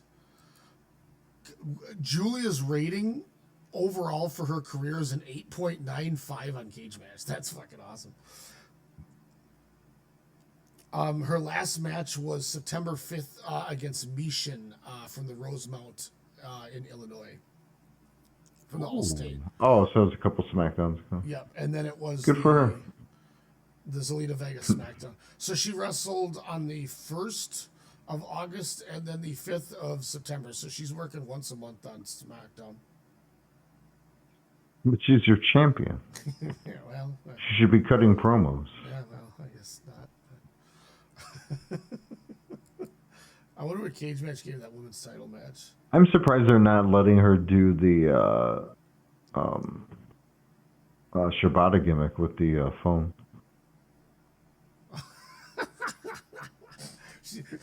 Kiana James, that's the girl's name that they put with her. She's the one who saved the girls' bar in NXT. I don't know what that is. NXT So I thought of the perfect comparison of what I was trying to compare AJ Lee to, and why to me it's not as big of a deal as it was then as it is now. Is to me she is just Riho. Riho was there when there wasn't all the talent, and it was believable that she could do things, and she looked great, and it was a lot of fun. And then she's gone for ages, and then she comes back and wrestles once a year. And then if it wasn't for how good Sasha was in that match, like that was the best match Riho's ever had. Ooh. But like, Even a nice ribbon. I'm looking at it. I'm going, wow. Like, why bring her back? Like, it's not like that's how I look at AJ Lee is like, yeah, she was great back then, and I'm glad and I'm happy. Like, I enjoyed her run, but it's kind of like you said with the Dudleys. Like, I can't give you a Mount Rushmore of her matches ever. Like, the one thing I can tell you about her is she got punched in the titty by Big E. When they reunited or years ago? Years ago. I liked her, Ziggler, and Big E as a faction. I thought that was actually a really good faction. That's my biggest memory of her is being when she was Ziggler's girlfriend and Big E was their heater. That was my favorite version of her. And they're playing up like she's fucking Sasha Banks coming back. Of that era, she was the Sasha Banks, though, if you think about it. Yeah, I mean, and that's what I'm saying. Like, I think that's the reason I just didn't get behind it, because I'm like, it was fine back then, but now I'm like, she gets in the ring and Becky Lynch looks like a giant. I forgot her theme music was that bad. Like, when I put on the YouTube clip, like, while it was loading or whatever, I instantly thought, I was like, what was her music like? And then all of a sudden in my head, it was like, I thought of something like really anime-ish. And then, like, I heard the song and I was like, oh no, this is her? I was like, oh God. And I just fast forwarded until they started talking, and I was like, okay, whatever. But what's the, that was good. What's the better comeback story then? Is it Nikki Bella or is it AJ Lee? Oh God. Well, AJ Lee had a better match. Who has the brighter future? I can't believe you're gonna make me try to answer this. Oh, Juan Soto just hit a home run.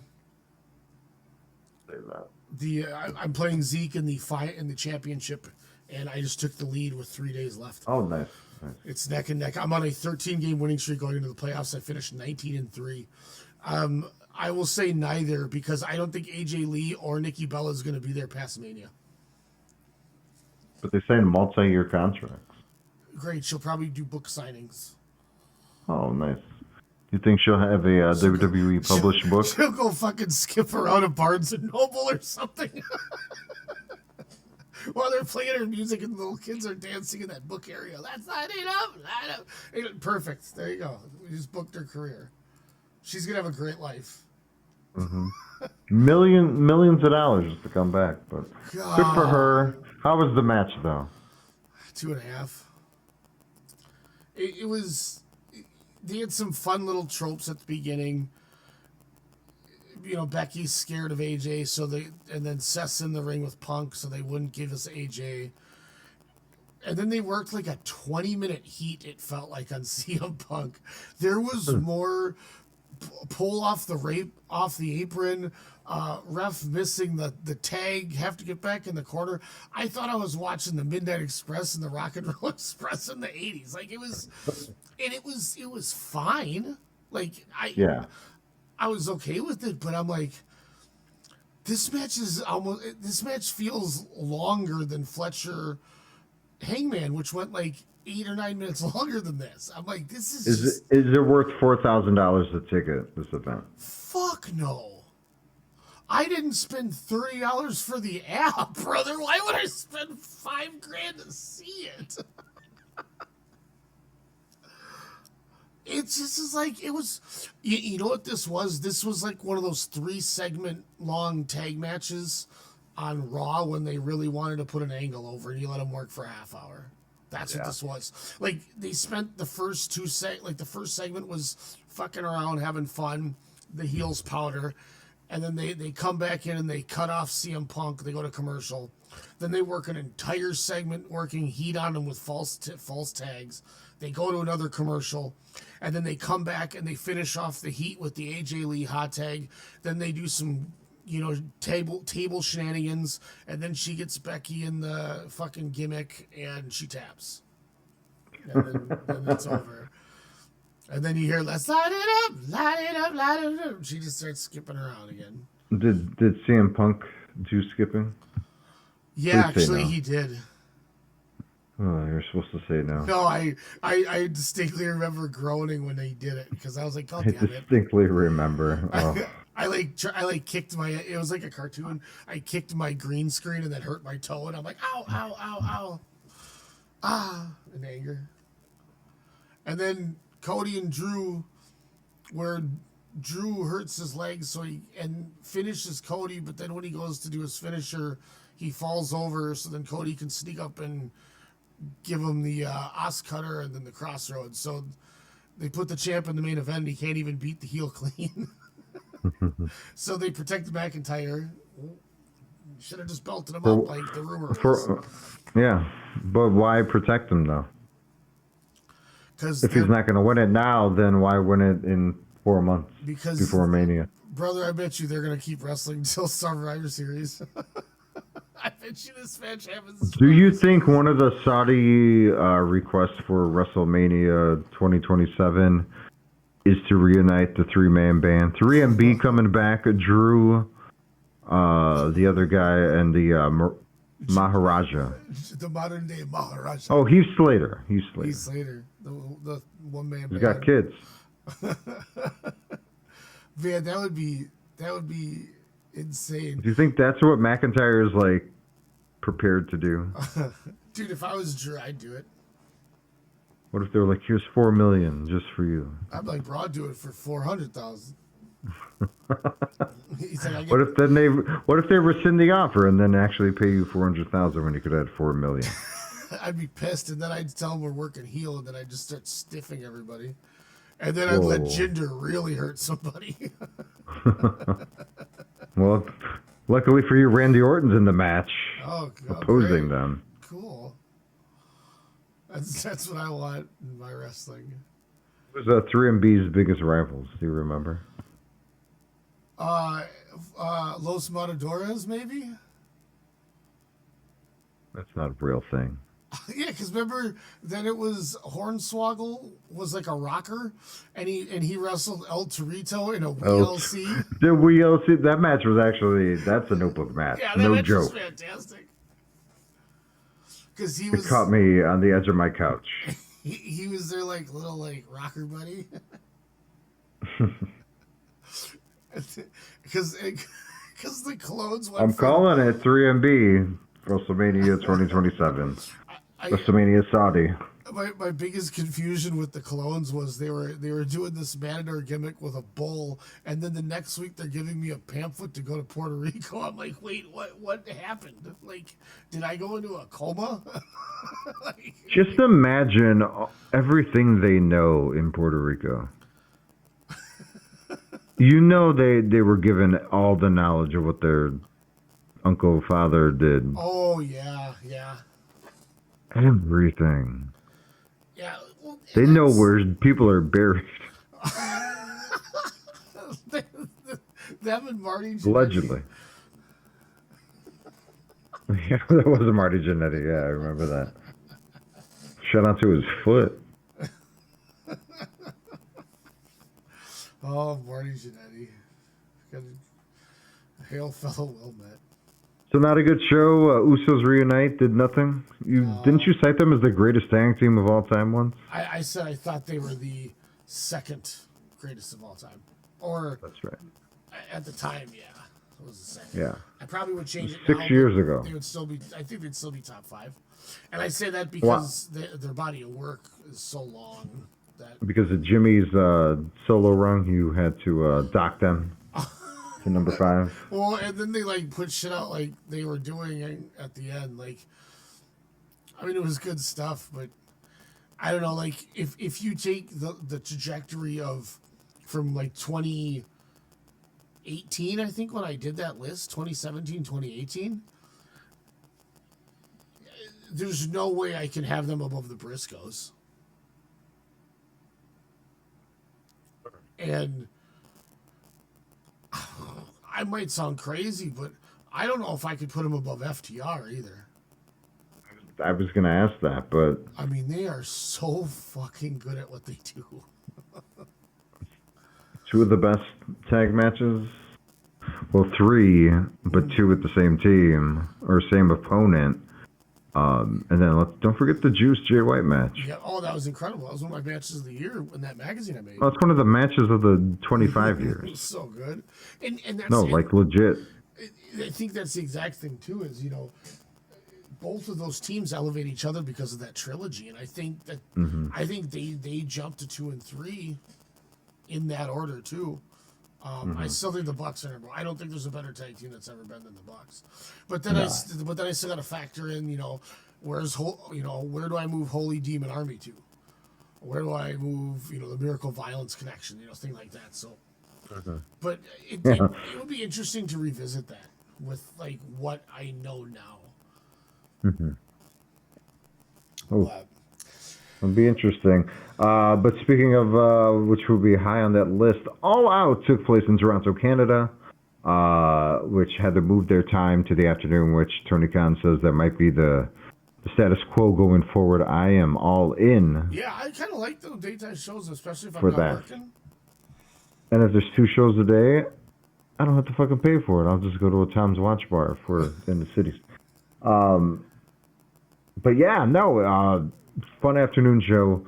I enjoyed the show quite a bit. I know you watched this a little later, so it was kind of hard not to be able to talk to you because no one else was watching the show live. I was the only weirdo doing nothing but watching wrestling, eating delicious snacks. But Adam Copeland, Christian Cage, of course, have reunited recently on AEW. We got to see a little bit in Texas at All In. But a pretty fun build-up with their reunion. Go find yourself, as Copeland told Christian Cage, I should say. And then all of a sudden, FTR has just been a bunch of assholes, and they just want to, fight everybody. And Stokely Hathaway, he's small, he can't get ladies. He He's has not a no pimp. hose. He has no hose. But no, so they've been feuding. This has been, kind of the big, even though they already had their big return match in Texas, so thankfully we did see that. Right? Not Texas. You had the last pay-per-view. Yeah. Yeah, so it was. Okay. At Forbidden Door, sorry. There you go. Yeah, that's I couldn't remember what it was called, but I knew there was another one. So many shows this year. So they had their big reunion in London. Yeah, that was 2 months ago. Yeah, whirlwind Sorry, 24 I just hours. openly out loud thought of that. Like, oh my gosh, it has been that long already. But it seems like an eternity, which is crazy, at least to me. But they had their big reunion. They were coming back. FTR, you know, of course, that's your big money match in Toronto. Even though I think they did it a little bit earlier than what they should have, but they opened the show. I thought it was fantastic. They had a great promo, or I should say backstage video of them entering the arena with their luggage and running into Canadian Toronto Maple Leaf greats, and then some dude from a show I never watched. Wendell Clark.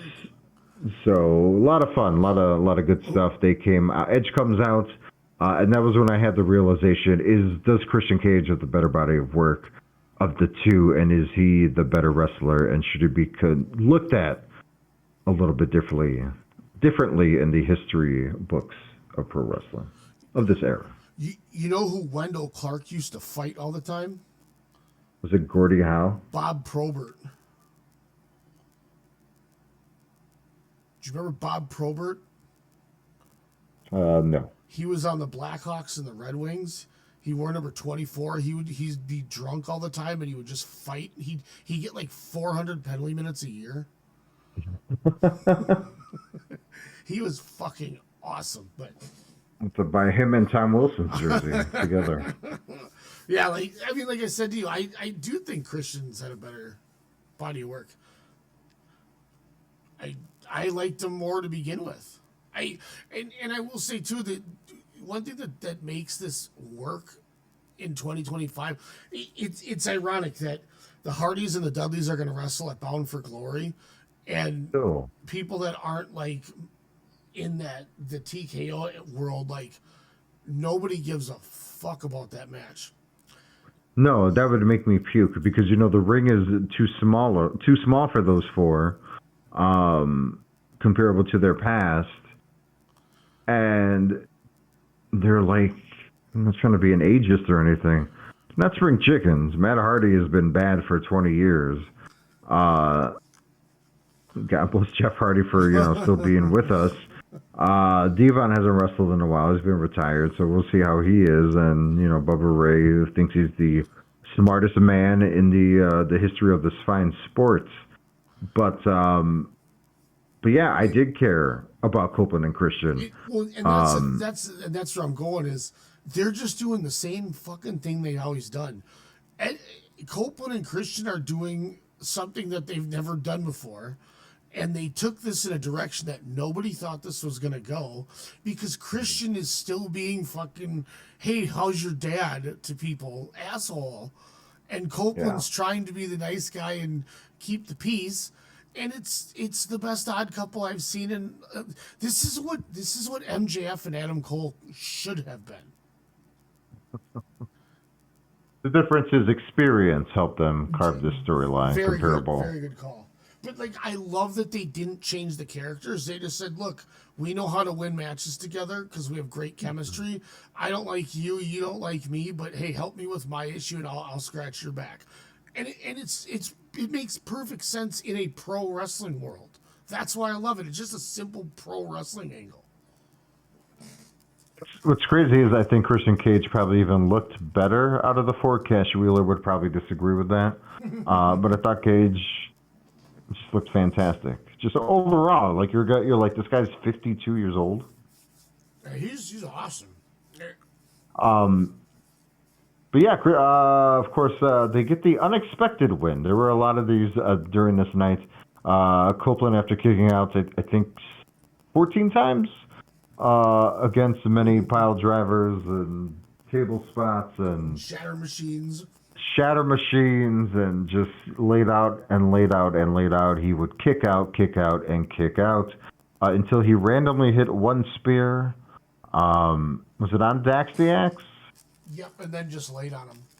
Just laid on him, 1, 2, 3, and everyone was like, huh? Like deflated the arena in a way. People were cool, people were happy. We got the hug, kissing babies, and the Canucks, or the Canadians, I should say. Wait, those are two different teams there. They were playing. They were where the Maple Leafs play. these no, correct. That was a joke. But these two Toronto Suns exited, but not before Beth. Beth. So the big thing, Ryan, was the setup is like there was a big Titantron, there was a video, there was a music. This was like a Jeff Hardy to AEW debut, but without anyone there to dance, to walk, to stare, to stand. No one was there for like 15 fucking seconds. It felt like an eternity, and then Beth came out like it was from Ghost Rider, the old PBS show, spelling out Beth atop of the fucking screen. Not in the middle, not gigantic, not Copeland, not the wife, not the Glamazon, just Beth. I figured it was your ex-wife, and I was like, oh, she's back. And she came out, she was kicking ass. It was great to see her. She got a huge pop. I thought it was awesome. And then, of course, the big spot was handcuffing Edge to the ring ropes. No, such dramatics from Adam Copeland showing his Disney Plus acting chops off. Beth, though, getting the pile driver. Edge sort of looking in despair, but maybe those classes aren't paying off. But a fine opener, a well-done opener, almost an hour in, and fun match. So, I have I know this card's gonna get on my list. I don't know where yet, but aside from one match, I went at least notebook on 9 of the matches, but I didn't give anything a 5. So like, but you didn't. So the match you didn't give was the next match. You are correct. Yeah. Okay. And I'm the high bar, and I'm a high mark on this. Like, I'm way higher than I think anybody else is on this match too. To be fair, also, but I thought every match really fucking delivered. Mm-hmm. But nothing, like, there's nothing I definitively, maybe the 3-way, but there was like nothing I definitively was like, that was match of the year. But as a whole, holy fuck, was this a great show. I just throwing that in there. Yeah, the 3-way, as well as the tables and tacks match for me. And the main event, I mean, like you said, going down the line, it was an enjoyable card. Eddie Kingston taking on Big Bill, a random challenge, a big return after Kingston's year-plus injury. After months of delay to get, what was it, a broken femur? Yeah, he was up for 18 months. From a Gabe Kid spot. Felt like an eternity. Again, this was when he came out to the ring, I had my second big realization. Is Eddie Kingston just the new Jack of AEW, just a microcosm better in the ring? I think you got me to a little bit better, so better than a microcosm. The new Jack. But, you know, he's all a vibe, and this was a vibe to begin with until the swing and the miss. Fun return. I wish he would have kept the beard as he had while he was on the shelf. Big Bill looking good. I hope big things come out for him in the future. I think he's definitely has paid his dues. But what did you think? So Kingston's return. Cage match has this at a 4.11, which equates to about 2 stars. That's what I've heard a lot of people kind of have it at. I gave it 3.5. And hear me out. I thought Kingston, for as rusty as he was, worked harder than anybody on this show worked. Maybe aside from Mascara Dorada, because that guy was trying to get a job on Saturday. But the way Kingston's facials were, his selling, his like, I'm not going to stop fighting you, and he was trying to get everything out of that match, and Big Bill was putting in work. He was trying. Like, you could tell that these guys were really trying to prove the people wrong from what they were probably right about. So I love that grit part of it because it made it feel like a real fight to me, which I always liked those things. But why he didn't do a second back fist blows my mind. Or Yeah, you adapt to the moment. I don't think they were told, this is what you do and go down. But also what caused the big, I would say, a moment of disgust was Tony Schiavone stating, ooh, a swing and a miss, or, ooh, you missed all of that one. Essentially alluding to it, and then Excalibur say, oh no, he swiped him on the side of the ear and he connected somehow. Danielson. Trying to play, they tried to play it off. Thank you, Brian Danielson, a new part of the commentary team. But, yeah, it was, you think he would, like you said, pick him up a little bit and do it one more time. And or people, Big Bill should have liked him and like, hit me again, motherfucker. Like, you ain't shit. And then he does another one, but. Yeah. But you live and you learn. He's just probably happy to be back in the ring as well. When you could tell he was thinking about it too, like he second guessed himself. And that's why I didn't shit on it as much as everyone else because of it. Is this guy hasn't wrestled in 18 months. His wits aren't fully there with those instincts. He's got to get reps back in. I think a seasoned, non-injured Eddie Kingston would have covered this up. Because you could tell he thought about it after it was too late, but he didn't react quick enough because his reaction time ain't there yet. So that's why, like, as bad as it was, I don't kill him for it, like a lot of people are. And I understand if why people are shitting on it because that did take a lot out of that. I mean that ruined the match. 100%. Oof. You know what doesn't ruin a match, Ryan? A ring full of tacks. Oh, this is great. Tables and tacks, the Dream opponent rival, if you will, over the last couple of months for MJF. One, mazel tov and congrats. Happy New Year. MJF and new wife, Alicia Tout. Taking on Mark Briscoe. And, of course, the big thing on Mark Briscoe since coming to AEW is you never can win. Win consistently or win at all. Briscoe, like you said, delivering a tremendous spine buster to kind of be the big turnaround for the match against MJF. And of course, the other big thing is he was not able to do the J Driller to MJF as well, nailing that for the 1-2-3 and the victory. Full of emotion, great storytelling on everyone. And all I kept thinking was, he has a movie he has to fly back to. What the hell is this crazy man doing? But I loved every second of this match, and hopefully Briscoe can lead the conglomeration as well as his singles career into some gold in 2025. I think this match was perfect in all the right ways with the outcome. When we had talked a month or two ago, and I remember the talk was like, what are they gonna ever do? Like, what are they doing with Mark Briscoe? Like, why doesn't he ever win? And I just remember thinking, I believe in the formula. It's all gonna work out in the end, and this was the payoff. And I'm so glad. Like, it was perfect. Like, this is literally what.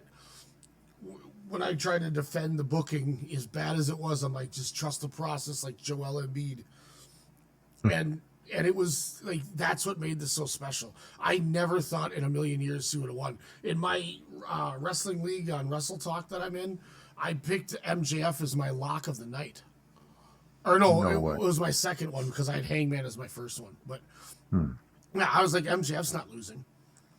Instead, you now have had two happy accidents. Not to jump ahead, but Wardlow getting hurt gave us a potential match of the year in the main event that Wardlow wouldn't have gave us.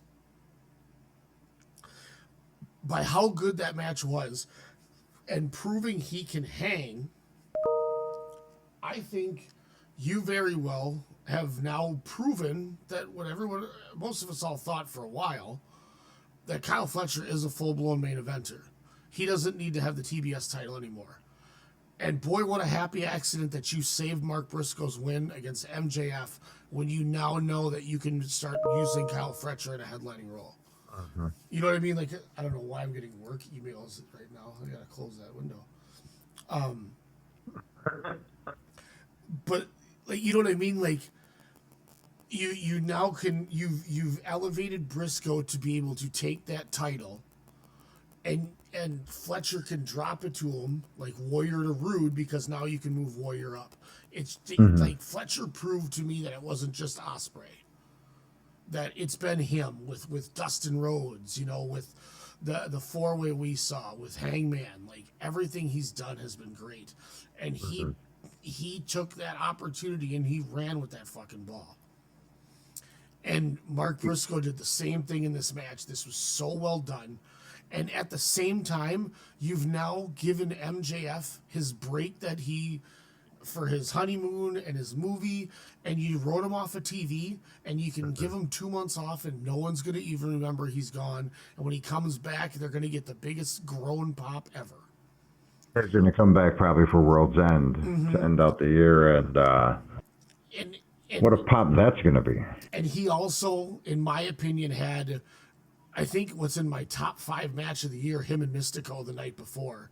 The night before. This dude puts on 2 bangers, elevating people, goes to film his movie, finish that, and then he's going to go on a honeymoon for a month or however long. Like, this dude is killing it in wrestling right now. And you got all of They this probably got on like one match. Just having a for weird sure. change, you know. Had Wardlow not gotten hurt, none of this maybe would have happened.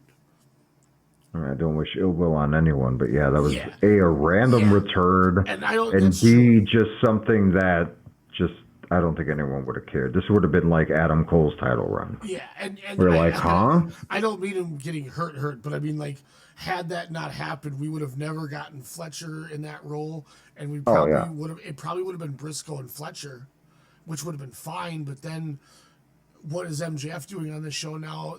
Does that affect CMLL's booking? Like, everything, the domino effect was just the most perfect it could have went. So, and this match was so great because of it. For that Mystico and MJF match on Friday, as you were stating, which I still got to watch. Great top to bottom show as far. It was awesome. What did they have there? Probably like 4,000. He probably got them about 4,000 people. Let me see. Arena Mexico, CMLL. If we go to Consejo Mundial de Lucha Libre, go to events, and it was on the 19th, on the anniversary show. 16,000 people were in Arena Mexico for that show. Dude, we got a match that was Mascara Dorada, who from the 3-way, Neon, and Atlantis Jr. against Zandokan, Volador, and Hechicero. It was so good. Oh, gosh, that was a fun match. But The MLL rules. But, MJF is continually just amazing us with what he's able to do. Still got to check out that CMLL main event. What was it? Mask versus title. Yeah, so is that, and then the main event was the Eliminatorio de Parejas Incredibles 3-way, where it's the 2 enemies tagging, and if they win the match, then they get to fight each other, mask versus mask, or hair versus hair. Oh. That's kind of a neat step. Yep. The hair versus hair match has one of the craziest finishes. If you're just gonna jump around, I couldn't believe how the finish ended, and then the outcome from it. It blew my mind. It was fantastic. I was like, wow, they don't fuck around. It was so tight. You know what else was surprisingly tight? The next match, 6-man trios matchup. The Hurt Syndicates, are they faces, are they heels? We don't know, but they are no longer AEW Tag Team Champions. But Bobby Lashley, Shelton Benjamin, and yes, MVP coming back into the ring, taking on The Demand. The Vision, The Demand, The Hurt Syndicate. No, Ricochet, Bishop Khan, and Toa Leona, who, surprisingly, I think Ryan is the same height as 2 of those people. Bishop Cod was jacked though. That dude was Very jacked. You know what else was jacked? This match, because, and not in a bad way. This was highly enjoyable. Lashley looked good. Everyone looked good. MVP, of course, you kind of figured would be the fall guy, but no. A lot of people thought the Hurt Syndicate were going to demolish, but happy that Ricochet and his team got the W. Hurt Syndicate do not need that. People like to say the words, hey, we hurt people, time over and over and over again. So it doesn't hurt them in the least bit, especially with the rumor of MVP saying they would like to add 1 or 2 members as well to the syndicate, so that should be interesting. But good on the demand, Ricochet. Low key, if you had to do like an ultra nerdy mark, is he top 15, 2025? I think you could make an argument. Like, I would listen to one for sure. He's been really good. And as a character, I would say he's been very good. Tony Khan's letting him just... He said, hey, we're going to turn you heel, figure it out. And he figured it out. And he's doing a really good job. And he got them over. And he had a which they were in limbo for years. And they got a great match out of the Hurt Syndicate. It was stiff as fuck on top of it. And I thought one of them was going to break a guardrail with the way they were slamming each other. It was awesome. And the funniest line of the night that I saw, Joe Lanza said, I didn't know MVP was going to work a Ricky Morton match.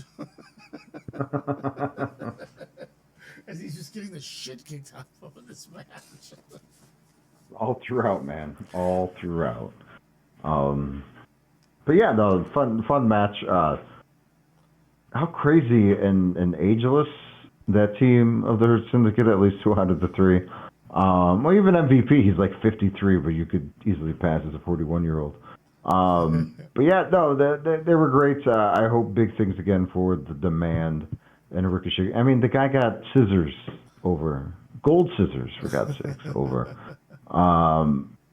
Mercedes Moné defended her AEW TBS championship. What is she up to? 11? 10 titles? I think she has 9. 9? It was kind of cool. A bunch of dudes came out, each wearing a various championship belt that she does possess. And of course, her holding the TBS championship. Fine match. This was interesting because Monet works good against, as you stated it, a day or so ago, she works well with people that aren't her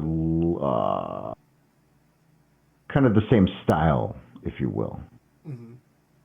Like, she needs that easy, counteraction for her to, kind of play that David Goliath, even if she is a heel. But if she's going against someone a little bit bigger, that's where she can command that match a little bit better. Like you said, this was one of, if not Riho's best match she's ever had. I thought this was a fine match. The only issue, again, was why was this here?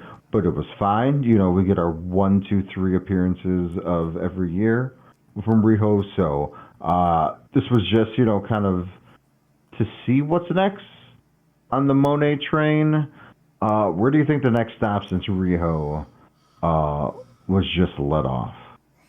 I had thought Willow Nightingale, but now that Willow makes me think of Statlander. So now that's where I'm kind of like thrown off.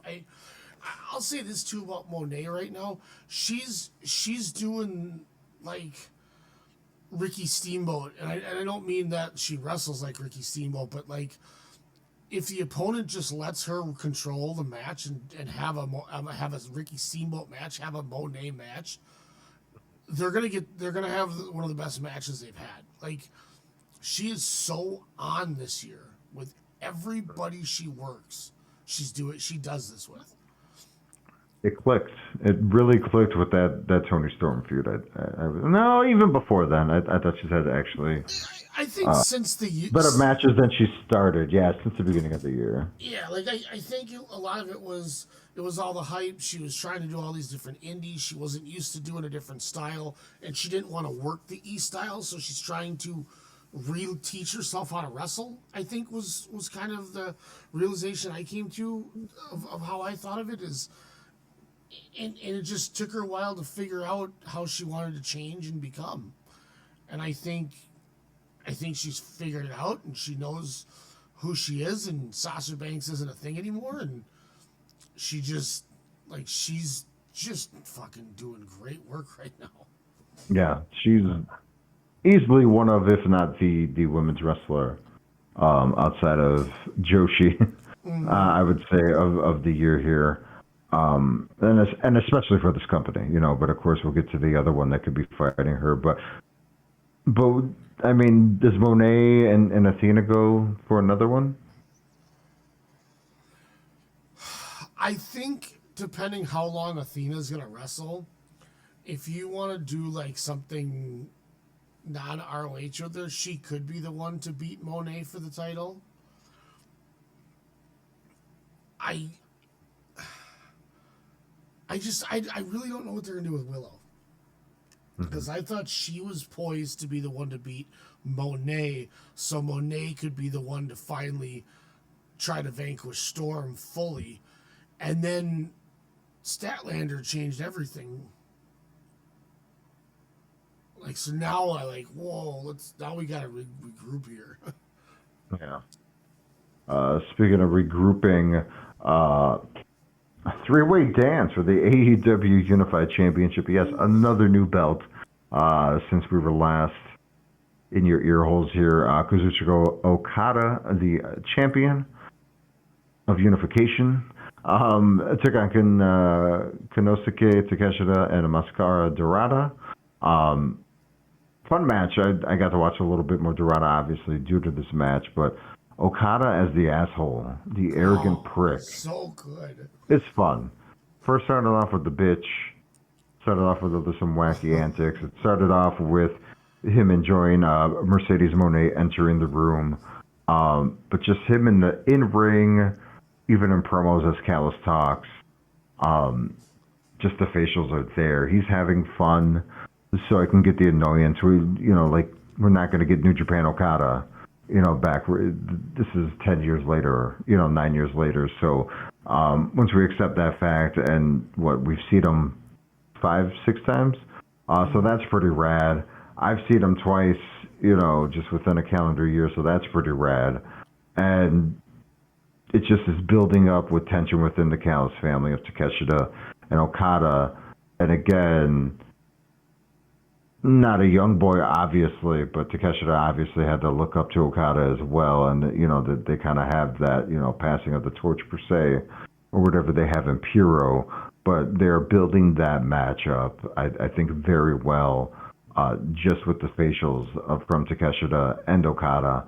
And again, this is your money match for the Dome, or depending on what Tony Khan wants to do, if they run that or that event the day after, if they save it for that.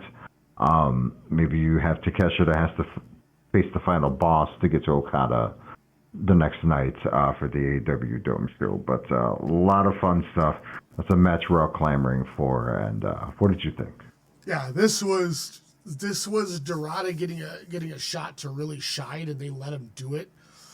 And when Takeshita gave Dorada a brainbuster on the stage, and the camera cut made it look like his head got stuck in his arm and his body bent, I thought he broke like an his accordion. neck. Yeah, it I was was like like, an oh my accordion. God, he's dead. I mean, it was disgusting. But this is why these guys are so good at wrestling. Is I never doubted that Okada wasn't going to win, and I was invested in this entire thing. I went 4 3/4. This was the epitome. This is my favorite match of the night. This is as close as you can get to a 5-star match without getting one. I think. So I think my voice is going again from yesterday. The next match would disagree, and they would set that claim in a blaze. Jon Moxley, Darby Allin, coffin match. Darby Allin, of course, making his comeback. I think he's still up in the Texans or the Rangers Oh God, that was I can't believe top how of the high up that dome. was.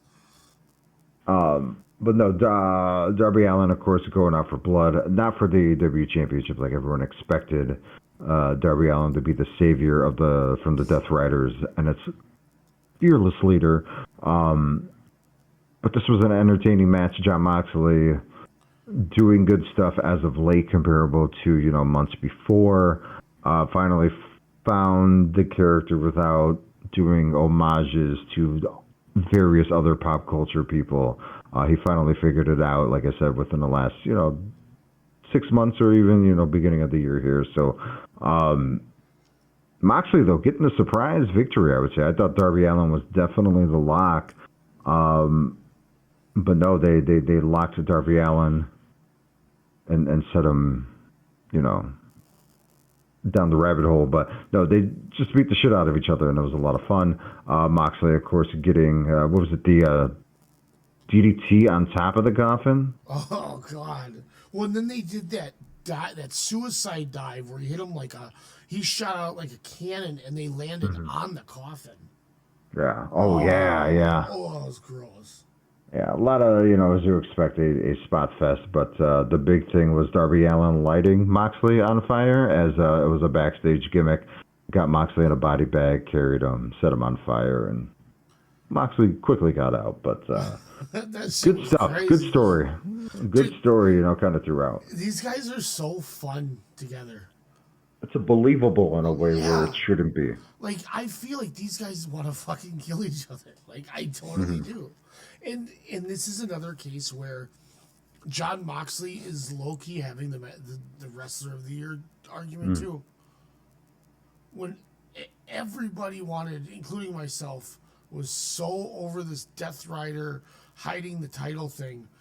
When everything started changing with TV, man, and you could tell the minute this angle changed too with Moxley and them, and it's been so good, and he was so great all year, and he was the perfect. Everybody he wrestles every Dynamite, and he makes everybody look good. He spent an extra 5 minutes with Kevin Knight, making him kick out of like 18 finishes. He did the same thing with AR Fox. I mean, all these guys that he wrestles like that, he just makes look great. And then he gets the payoff, and he just totally eats shit to Hangman. It's so good, man. And these two they can't miss. And Pac, nobody knew who he was because he had clothes. Yeah, he had clothes, short hair, wet hair. Good to see him. Good to have him back. Pac coming in. I forgot he was the X Factor into that match because he's a Death Rider. The same with Wheeler Yuta, especially because we saw him before the next match started, the four-way for the AEW Women's World Championship. Thekla, Jamie Hayter, yes, Thekla is in AEW, ladies and germs.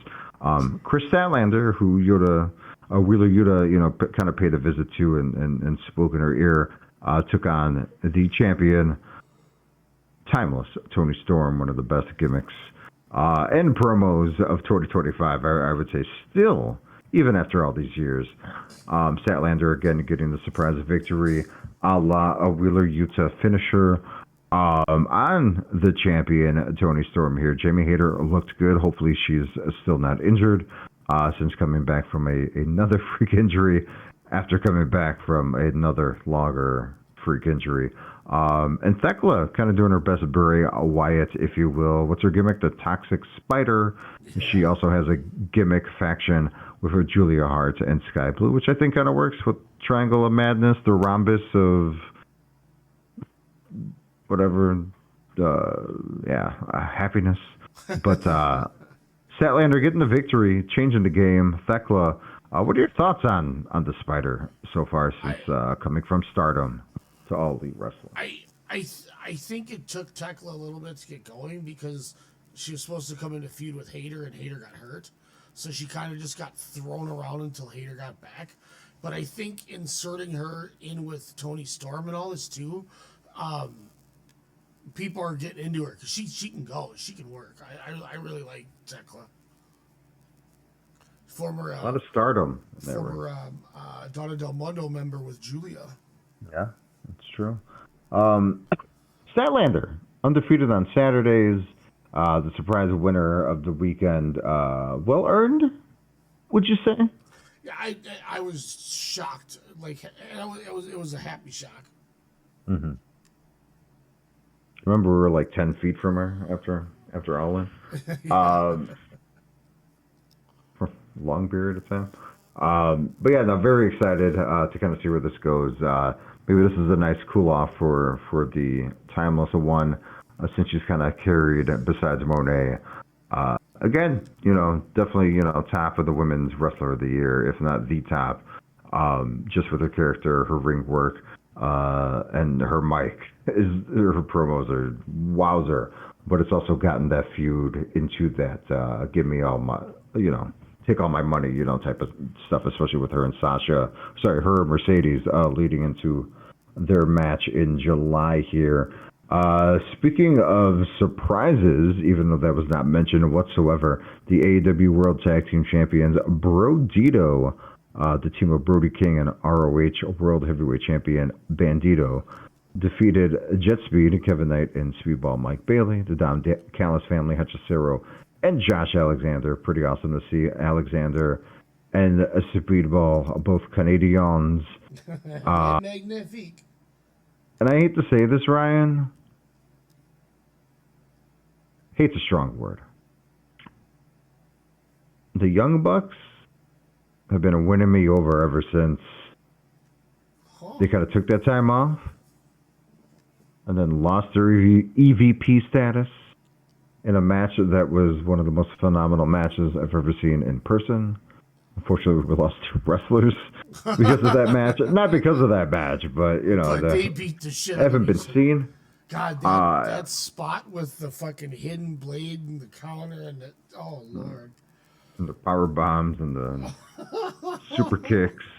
No, but the Young Bucks are just doing anything and everything, kind of reverting back and forth, doing the whole Nikolai Volkov, Ted DiBiase type of gimmick, trying to do the woe is me, but still being the pricks that we all know and love. The Young Bucks doing fantastic work, and again, seeing them live just makes you respect them even more. But Brodito coming out on top in a, 4-way ladder match, which they made the ladders make sense, weren't overused, wasn't crazy spots. No one, I believe, was hurt. And this was the best form of chaos you can get into, knowing that it's also interfering with the beginning of a WWE PLE, and you're heading into the main event. But bravo all around. What did you think, sir? It was fun. It was good because it didn't feel like every other American, I shouldn't say American, but like a lot of AEW and all the WWE and NXT ladder matches are, where it's 2 guys build something and then they go through it. And then they build something and then they go through it. And then they build something, and then this was like when the camera was showing like some spot happened, like everybody was still doing things most of the time out there. Yeah. So there wasn't just like I'm standing there, taking a knee with my arm on the apron like I'm a young boy waiting, to do ring duty for my spot. It was, everybody was bumping and shit was happening, and so it was what those matches used to feel like before they got oversaturated. But it wasn't by any means anything perfect. But the fact that it kept my attention and it didn't feel like just another ladder match, like when they had Kevin Knight and they all held him on that ladder above their head and threw him out of the ring, like that was fucking awesome. So yeah, I think they did a really good job. Yeah, and I think that's a thing that kind of makes the point, but also, when you think about the match, it's like, like you just kind of realize that they made a simple thing, a simple match out of a gimmick, but like they still made it their own. Imagine if AEW now doesn't do a ladder match until next year. That's not gonna happen, But that's my point. Like, how much more effective was this match than if you don't get one for like a year from now? Mm-hmm. Then it's, oh, hey, do you remember the last one? Oh, was that fucking awesome? Won it all out. It wasn't, I don't know, it was that one they did on Dynamite with like Orange Cassidy. Like, it wasn't that. It was, yeah, it was that Brodito, Young Bucks, Callis, and Jet Speed. Like, you'll remember it because it felt fresh, and then you didn't do it again. let's say AEW, all around, they do multi-person matches, right? Like, it can get a little like yawn-inducing or just like we're doing this again type of a thing, but it always works. Like that's the crazy thing. Like, you want to complain even though you're going to enjoy it, and then it exceeds your limit or your expectations, and you're just like, oh, that was pretty fucking good. That's your Tony Khan being. But it's just so much talent. ROH Yeah. mark. These are like cards I would make in my room of like WrestlePalooza 95. I mean, look at ECW was the first big company to do the multi-man with, Tajiri and Nunzio and Crazy, shit like that. And then Ring of Honor always did the 3-ways and the 4-ways, and those were the two companies he followed. So like, when you mention about how they do so well, it totally makes sense now. Because he's seen this is how he books based off of that type of shit, and he just gets how to book these 3-ways and 4-ways. Like it totally adds up. I didn't think about that angle until you mentioned it. Man. But speaking of angles, as we stated, Kyle Fletcher challenging Hangman Adam Page. So champion versus champion per se, but it was only for the AEW Men's World Championship, I might add. And this was a main event that... Why do you think people bought tickets to this event? Just because it was a big AEW pay-per-view and 99.9% they don't miss? Or was it the main event that people sold? Like, Page finished his story. He won the championship. It was a little unexpected, but it ended the Death Rider, big bad storyline. Then Kyle Fletcher, the rise of him, but he also was coming in with an injury stigma since the last couple opponents didn't come out right from those matches. So, like, there's a lot of ifs, ands, and my worry of why are they doing it right now. You know damn well he's not going to win, but you knew it was going to be a star-making performance. And he's had already, 5 of those matches this year? Mm-hmm. Many involving Will Ospreay. But this was just another one. And Page does look like a credible champion from that territory era. But it works with the past and the present of Styles. And Page, with the Buckshot Lariat, to win here was just fantastic. And this is really this was just Fletcher's way of getting people to notice even more. And like you said, now he's that primetime player. I think the one caveat to go back to another happy accident is you didn't have to put the pressure of making Fletcher have to promote and sell the show, because you had Edge and Christian in your opener in Toronto. Yeah. So you already had your tickets that were going to be sold. Now these guys just get to go out there, and if they lay a goose egg, it's not going to affect anything because people aren't there for that. But all those people that did come that maybe weren't there from that now are there for that, because they saw it. You know what I mean? And that's why it was so perfect. We said this last time. Putting Copeland and Christian in the opener is the smartest thing. You let them do their chants and their shit like that and get it out of the way, have their nostalgia act, and then you give them the fucking show. And you get and the crowd's hot every time. That's twice now they've done that. And the crowd's been hot after it every time. Like, it's perfect booking. And this was the best way to sandwich. This match, I went 4 3/4 again. I almost went 5. I want to rewatch it and see if maybe it is a 5-star for the list, but I mean this was perfect in every way. It was so damn good, man. The only thing that I think why I didn't go the 5 is the big table bump just didn't do anything for me. Not because it wasn't crazy, but because I just saw 10 of them in the match before. Would the biggest surprise of an AEW match be if there were no gimmicks or table bumps involved in any match? Would that be the biggest, like, whoa? I don't know. Maybe I don't know. I don't think so. Because it doesn't make the table spot any more effective if it's done like 4 other times within the same show. Yeah, and that's the hard part about throwing that in your main event is you're having a tables match and a match with ladders. So anything you're going to do is going to be third rate.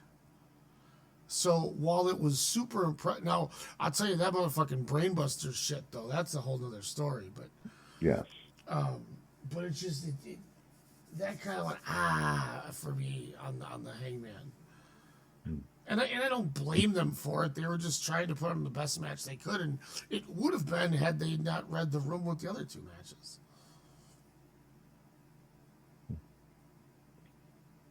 Well, that was AEW's All Out.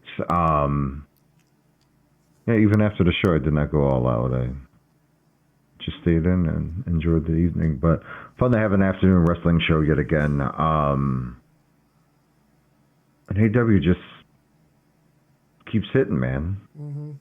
They're like the Cubs when they don't play the Mets. Hey, Cubs or the won Brewers. tonight. Oh, they did win tonight. Pete Crow Armstrong, baby. But yeah, no, it was an interesting weekend of wrestling for sure.